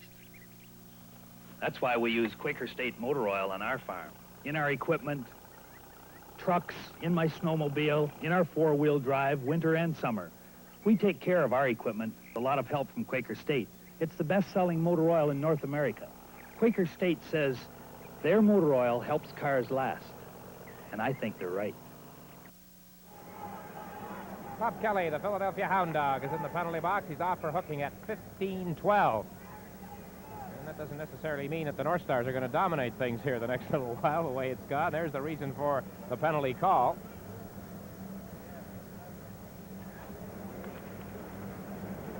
In the center ice area. And across the line. Glenn Sharpley for Minnesota, but the North Stars were caught in the offside. You know, Don, to finish off the thoughts about the North Stars, Glenn Sharpley, one of their young players, although there are some stories he might be traded. However, 2 years ago they had the worst record in the league. That's why they had the #1 choice, Bobby Smith. Last year they did not make the playoffs, but started to put it together. Sonmore took over as coach. And from last season to this season, they improved their position 20 points in the final standings. And two people who certainly helped the Minnesota North Stars improve their overall standing this year. Their first two selections, they had two first-round choices, Craig Hartsburg and McCarthy. Greg Smith on the power play simply dumps it into the Philadelphia zone. Jimmy Watson is back there. He takes it against the boards. Sharpley now comes in. He pokes it away, but Busnick recovers. Busnick to Reggie Leach, and Leach fires it off the boards back into Minnesota territory. And with 1:02 remaining in the penalty to Kelly, the North Stars are still looking for their first shot on goal. In behind the net, Meir leaves it there for Daly, and he whacks it down the ice again. 3:37 is the time left in the hockey game. Philadelphia Flyers will move on to the Stanley Cup final against either Buffalo or the Islanders. And again, Philadelphia dumps the puck down the ice with 34 seconds left in the penalty to Kelly. Daly in the center ice zone. A long shot that Malash up at the side of the net. Hartsburg is back there after it. Ahead to Maxwell. Maxwell, a drop pass picked off by Bridgman. Bridgman coming back with Barber. Over to Barber, in across the line. Barber trying to go around Hartsburg. He centered it, but it was cleared away by McAdams. Ahead to Bobby Smith. Smith dodges a check. The Flyers are back at full strength. Smith moving in, trying to get into position. Trying to come in from behind the net, and Meir was down and out of the play. Daly was out of it. However, Smith could not tuck it in. Live from the Spectrum in Philadelphia, the Stanley Cup playoff. Now, from Everready, the Energizer, energy source of the 80s. When ordinary carbon batteries are dead and gone, the Energizer lives on. In toys like this, the C-size Energizer runs 790% as long as ordinary batteries. 790% for this new electronic world. The Energizer. The Energizer, Energize for life. Longer life. Back to the line. Schmier was unable to keep it in, and it's dumped into the center ice area, and Schmier goes back for Minnesota. Over to Greg Smith. Up on the wing. to Youngins, who shot it down to the Philadelphia line, and it's played back into the center ice area. 2:22, the time remaining in this hockey game. Philadelphia en route to a berth in the Stanley Cup Championship round against Buffalo or the Islanders. Now it's Ben Wilson. Lead pass too far for Propp. Racing back after it is Schmier. In behind his own goal. He gets away from Linsman. Clears it ahead, but not out. It stays at the line. Linsman to Propp. Puts it into the corner. Schmier again for Minnesota. Off the boards to center ice to Youngins. Youngins tried to flip it in, and the fans at the Spectrum are beginning to applaud and salute this semifinal victory by the Philadelphia Flyers. Now it's Flockhart into Zanussi. Zanussi couldn't get a shot away, and Gorance and Kelly finally succeed in dumping it down the ice. And the noise level is increasing as the seconds tick away here at the Spectrum. The fans beginning to stand, providing a tremendous ovation for the Philadelphia Flyers, the team that finished first in the overall standings and has moved on to the championship round with 1 minute remaining. A shot on goal by Eaves. The save is made by Meir. Kelly brings it out to the center ice area. The Hound, a popular individual with the spectators in the Spectrum. And as they tie it up along the boards, another tremendous ovation from this capacity crowd of 17,077. Well, they have fun here at the Spectrum. Well, they always have fun. Look at that. I love that sign. Gotcha, Manny.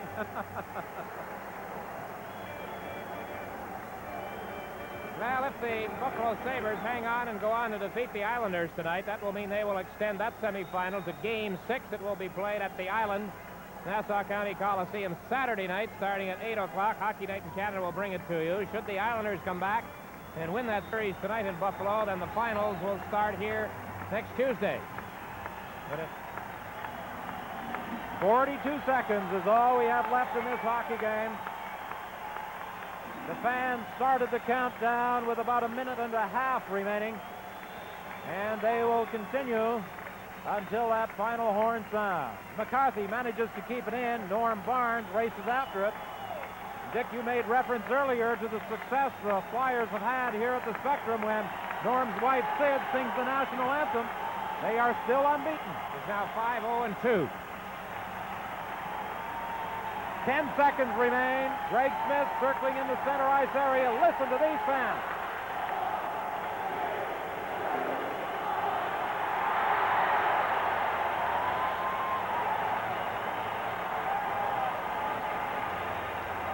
Sometimes that's the toughest part of a goaltender's night. When the game ends and everybody goes down, they knock the net off the moorings. Now the two coaches, they're not on camera, but Glenn Sonmore came out onto the ice, shook hands with Pat Quinn. And the North Stars now line up to shake hands with the Flyers as we look at Pat Quinn, another notch in his victory belt this year as he continues along, and in his first full season, not only has won the overall championship as coach of this team here in Philadelphia, but now has taken them into the Stanley Cup final. And so the traditional end of series handshake, there you see it. Now, there's no doubt that experience was a big factor the way this series ended up. The North Stars got the jump on the Flyers, won the first game here, but then Philadelphia came back with 4 straight. They had to take the Minnesota skating game away from the younger and inexperienced Minnesota team. They did just that. We saw perfect examples of it here tonight. No disgrace for the North Stars. Who would have thought they'd have beaten Montreal? Nobody but the North Stars, I guess, really. And here they were in tough competition against the Flyers. So the Flyers win at 7-3 and advance into the Stanley Cup final against either the New York Islanders or the Buffalo Sabres.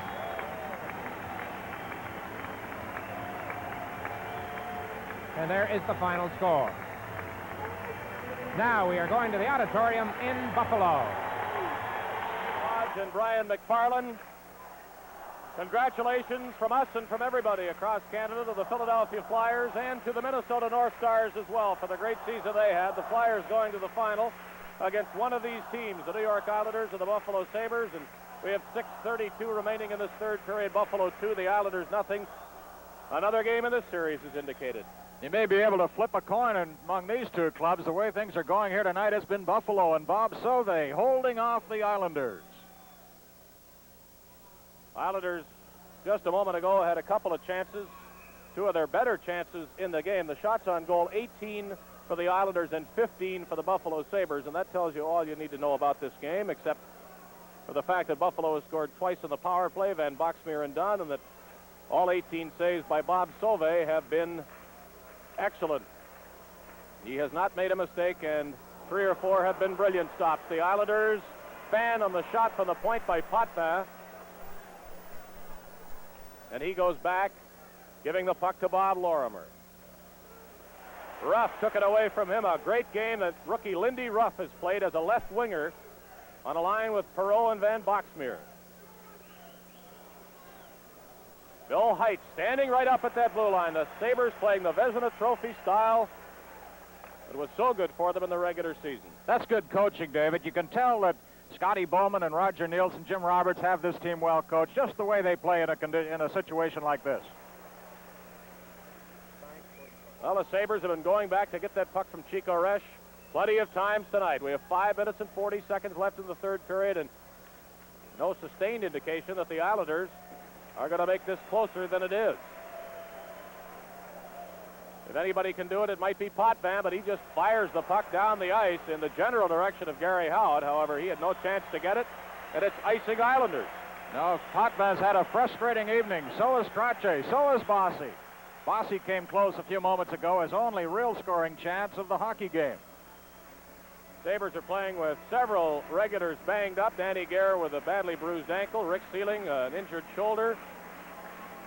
Derek Smith out of the game with a pulled groin, and there was no indication of that injury prior to the game. Smith took the warm-up and then was scratched. And hats off to Pat Quinn and the Philadelphia Flyers who advance, and also to Lou Nanne and Glenn Sonmor. What excitement they created in the playoffs this year, a team of the 80s. Play fair at the point for Buffalo. Shot is wide. Sabres getting to that puck first. Now it's Bourne in the corner for the Islanders. 2 Sabres have been chasing the puck all night, and the forechecking has been effective. Nystrom shot it in. Only one Islander is going at it, though. That's Merrick. And the Sabres get it out and down the ice. Resch will play it for Persson. Straight up the middle, and there are those 2 Buffalo forecheckers. One of them, Andre, knocking it away from Merrick and forcing the Islanders deeper.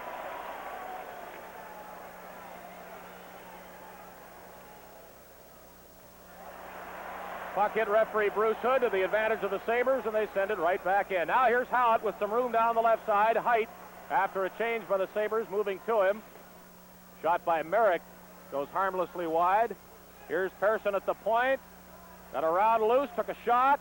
A weak one. The Islanders have another chance, but that is also weak by Howard. Potvin to the corner for Nystrom, and he's beaten to the puck by Sealing, who has played remarkably well under adverse physical conditions. Persson shot it into the Islanders, going to the bench for fresh troops again. Martin on the left boards. Nystrom ran into him and knocked him down. 4 minutes remaining. The Islanders trying without success to mount an attack. Here is Butch Goring. He just fired it in. Sauvé is out quickly off the boards for Sealing. Knocked it back to Jim Schoenfeld. And it's shot out, and the rest of the way, Resch has to come way out. Martin would have been offside had he played that puck and taken it in. Didn't get it anyway. Here's Goring over the Islander, or the Buffalo line for the Islanders. Gillies at center ice. He is taken down. The puck is still free, though, for Sealing. Here's Lindy Ruff. Shot! He hit the goal post. Ruff thought it was in. He had the arms raised, but it hit the post. Goring to Gillies, and Gillies shot it in. Sutter missed a check. The puck went near Sauvé to Dunn. Up for Lindy Ruff. Van Boxmeer trying to play it against Morrow, and Morrow backed off, so Van Boxmeer shot it in. 3 minutes remaining. The Sabre fans roaring their approval of this blanket coverage by the Sabres. Penalty will be called, and this makes it interesting. Chico Resch to the bench for an extra attacker. Ramsey is boarded by Sutter, but the penalty earlier is coming against the Buffalo Sabres. And the Islanders will be on a power play. This Stanley Cup playoff game is coming to you from the auditorium in Buffalo. Go, lady, go, lady, go. The new Go Dryer from Canadian General Electric goes anywhere. Compact with a fold-up handle, 2 heat speeds, 1,200 watts of fast hair drying power. Go dryer, go. And now get curls to go. Get the CGE Pro Curler with fast heat up and safe cool tip. Go curler, go. The Go Dryer and Go Curler, both with convenient dual voltage. New from Canadian General Electric. Well, we have a couple of news items. Johnny Wilson is out as coach of Pittsburgh, and Claude Ruel, who did a remarkable job, all things considered, taking over after Boom Boom Geoffrion was let go by Montreal, is going to be back for another year. Penalty is for hooking against Gilbert Perreault. A very foolish penalty at this time in the hockey game. With just 2:43 left to play. The Sabres have been in charge here throughout most of the game. The interesting thing to contemplate now is if the Islanders don't score quickly in this power play, they'll be in a position where they will probably pull Chico Resch. 2:43 left and Perreault off for 2 minutes or less. Trottier, Tonelli. Bossy, of course, is out there for the Islanders. Bourne and Potvin at the points. This is Bossy moving around once. Bourne with a chance now to Potvin. Bob Bourne may shoot it. It is deflected, and Bruce Hood is hit with the shot. He is blowing the whistle to halt play. Bruce Hood took the puck, I believe, in the head. He was blowing the whistle and nobody heard it. I think Bruce Hood was shaken up so badly that he really couldn't blow the whistle hard. Well, it knocked him down. He's up on his feet now, drawing for breath, and the two linesmen, Ryan Bozak and Leon Stickle, of course, seem to be figuring out where the face-off should be, and I guess that means that Bruce Hood is okay. He's rubbing the back of his neck.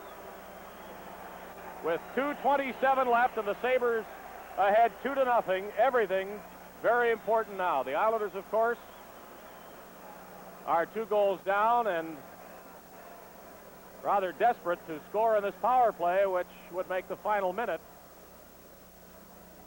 exciting. The fans in Buffalo's auditorium during the periods have been asking me more than not, can the Sabres do it? And I have a feeling they're not referring to this game, they're referring to the series. Well, every once in a while they get that chant going, let's go Buffalo, and they've given Bob Sauvé 2 standing ovations here tonight. They lost the first 3 games of this series, the first time all season they've lost 3 in a row. They're chanting Sauvé now, he's their hero tonight.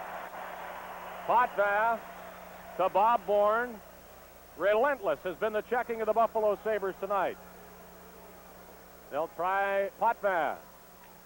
To Trottier to Potvin, and again, checking at that Buffalo blue line. Potvin did succeed in getting it in. Heidel tried to get it right back out, and he does. 2 minutes exactly remaining in the third period. 1:15 in the penalty to Gilbert Perreault. And the Islanders are where they don't want to be, in their own zone. Bossy with the puck. Height is right on him, and Bossy has to turn it back into his own zone.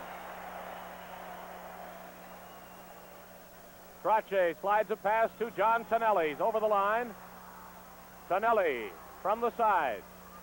To the point, Potvin shot, it went wide. Another one by Bourne, and that was deflected by Luce. And the Sabres have it. That's Savard down the ice. Savard and Luce done an extremely good job killing penalties here tonight. Every man has an assignment under the coaching of Scotty Bowman, and they're playing it well, the Sabres are.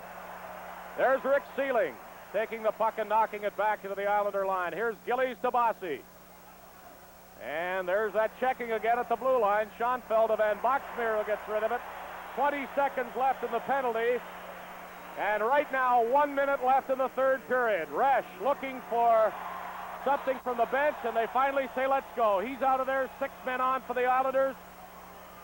Gillies against Sealing on the boards is going to get a whistle.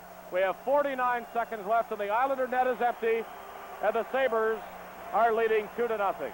And if the Sabres win here tonight, And they're 49 seconds away from a victory. Game 6 will be played in Long Island Saturday night. Hockey Night in Canada will be there, bring you all the coverage. This crowd is in an uproar. I can't understand why some people are leaving, but that always happens, no matter how exciting the final moments of a game might be. Not too many, though, leaving. There will be a timeout now, and I guess there could have been some people who would question Scotty Bowman's decision to go away from his alternating goalie system, which he'd used throughout the playoffs. This normally would have been Don Edwards' turn, but it's Bob Sauvé, and as he played well.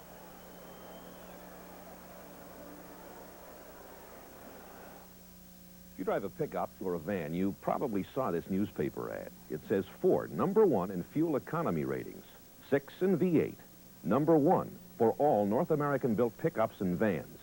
The best pickup, the best van, based on Transport Canada approved test methods. You know, these tough Ford trucks have been the best-selling pickups and vans in Canada for a long time now, and with their ratings and today's gas prices, they'll be even more popular. See them all at a Ford or Mercury dealer.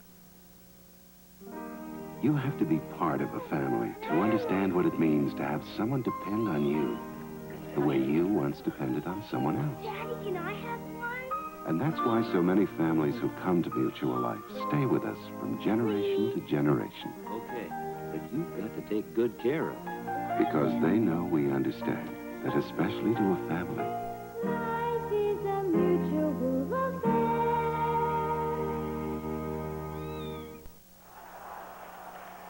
Following the timeout, the face-off to the left of goaltender Bob Sauvé. 49 seconds remaining. There is no goaltender in the net of the New York Islanders. Goring won the draw. Trottier. Bossy kept it in around to the board. Sauvé's out of that net, and he flicked it right to Don Luce, and he got it down the ice. It will not hit the net, so it'll be icing when Trottier touches it, and there are now 37 seconds on the clock. You know, Luce only had 7 goals during the regular season, but he's got 3 in the playoffs and has really come back to the form he showed in recent years. The face-off's so important here. They've got Butch Goring out there, the Islanders do. Trottier's back on the point with Bossy. Good combination. Goring has been excellent on face-offs all evening here. The Islanders have not been able to score against Sauvé. Now the face-off a little deeper in the corner, and Goring will take it again against Don Luce. The Sabres probably safe with a 2-0 lead and 37 seconds left, but you get the feeling the shutout is very important to Buffalo. Certainly to Bob Sauvé, and obviously to these fans who've been chanting his name all night long. Goring and Luce again will take the draw. The positioning so important as the players jockey right in front of that net. Now they're ready to drop it. Goring sent it in front. It's loose. The puck is shot wide. Goring did have a chance. Trottier will just send it to the net. Again, it's loose. It hit the goal post. And they fire it wide. It's still loose. Goring right in front, and Sauvé made a save there. Schoenfeld is hauled down. He will follow the puck with 18 seconds left. The goal post was hit. They had 3 or 4 chances. Gillies just looked up in absolute frustration as he missed one. They were jamming in front of Sauvé. The puck comes back in. There's Goring, 21 to the side of the net. 27 is there. Gillies was there, and the puck stayed out. They've got a few seconds left now. 18 seconds on the clock. Well, again, you wouldn't think the Sabres could lose it, but the shutout is what they're protecting, and the momentum that they will obviously take into the Nassau Coliseum on Saturday night. And who's your goalie? No doubt that Sauvé will continue to play for the Buffalo Sabres. The Islanders may have another decision between Resch and Billy Smith. Goring again won the draw, but coming up with it is Don Luce. He is racing to the Islander line, and he's knocked off the puck by Trottier. Islanders with 7 seconds. It's really all over now. Gillies with 4 seconds might score 1, but he won't score 2. Sauvé holds on, and the Sabres do the same to beat the Islanders 2-0. And now they've got 2. Can they get 4? That's the question. Look at the mob, young Sauvé down there. A draft choice in 75, along with a kid named Edwards, and how those 2 have come along. The elation of the Buffalo Sabres, and every one of them wants to hug Bob Sauvé. 2-0, the series now stands 3-2 for the Islanders. We'll return with Stanley Cup 80 in just a moment. Of course, I had this office totally redecorated before I moved in. A few little touches here and there make all the difference, don't you agree? You judge wonderfully well, just like you always used to say nothing but the best. The collector's item, Peggy. Please came all the way from Korea. Oh, look. Al and I have a copy of just like this. In your little travel shop? Really? Are you sure? This is one of the very latest Xerox copies, you know. Oh, it is. It's exactly the same. Yeah. I guess one business can be a lot like another. Sun's coming up, they're fighting today, trolling or cruising, catching your way. Mercury, that's how the world goes fishing. Mercury small fishing engine. 9 easy-running outboards plus 3 electric thrusters. Featuring the new generation Mercs, 3.6, 18, and 25. That's fish power, 3.6 to 40 horsepower. Mercury, that's how the world goes fishing. It's for people like you, people who do what you want at Canadian Tire. Anything you want to. For a great selection of gardening supplies at down-to-earth prices, come to Canadian Tire. You'll find the things you need in the spring to help you grow the garden you want in the summer. It's for people like you, people who do Canadian Tire.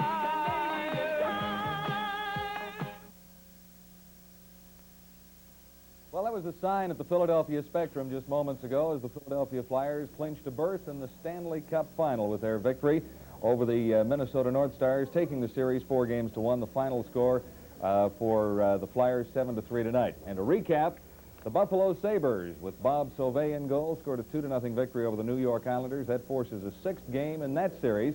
And we'll have to wait to find out exactly who will advance against the Philadelphia Flyers, who won 7-3 over the North Stars in Game 5 of their series tonight. So Friday on Long Island, game number 6, the Sabres and the Islanders. This is John Wells bidding you good night from Philadelphia for Stanley Cup 1980.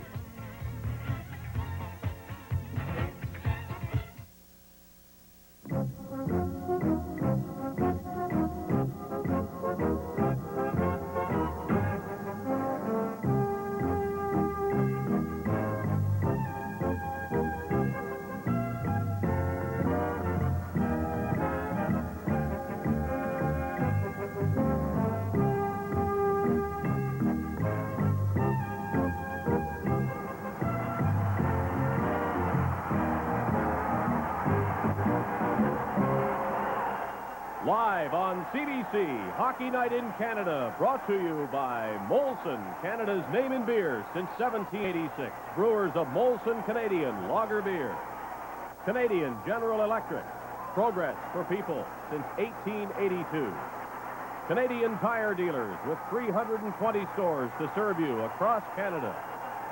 And by the Ford Motor Company of Canada, on behalf of your Ford and Mercury dealers from coast to coast. This is CBC. Chipper and Chero are now on their own. They're 14 months old and will hunt together as a team till they're 2. Until then, they'll prowl throughout the local area following the food line. And when necessary, they'll range far and wide for better opportunities. Moving is something they understand. So do we. Moving is our business. Guys from Van Lines. I'm proud to serve Kentucky Fried Chicken. Everybody tells me how good it tastes, and it's so economical. That's a fact.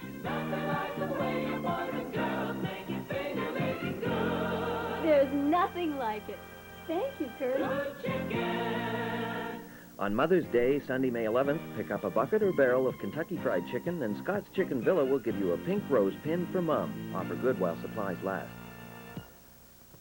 This here's the pop rivet tool from Bostik, and this here's the rivet. Just drill, load, squeeze, and stays on strong.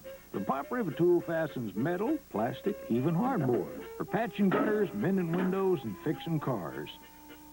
Fastens both sides from one side. No nuts, no bolts, no bother. Pop rivet tool, another fast fastener from Bostik. We're going to show you something inside the new Mamiya ZE that you won't find inside a conventional camera. A computer. A computer specially designed to make sure the camera is always ready to shoot. At the right exposure. Automatically, no matter what the conditions. No matter what the subject. Every picture will be simply beautiful with the new Mamiya ZE. Only a computer could make it that simple. CBC Television in Toronto, Channel 5, Cable 6.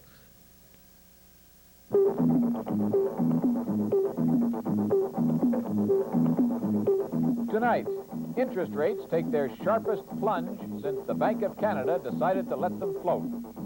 The leaders of the world pay their last respect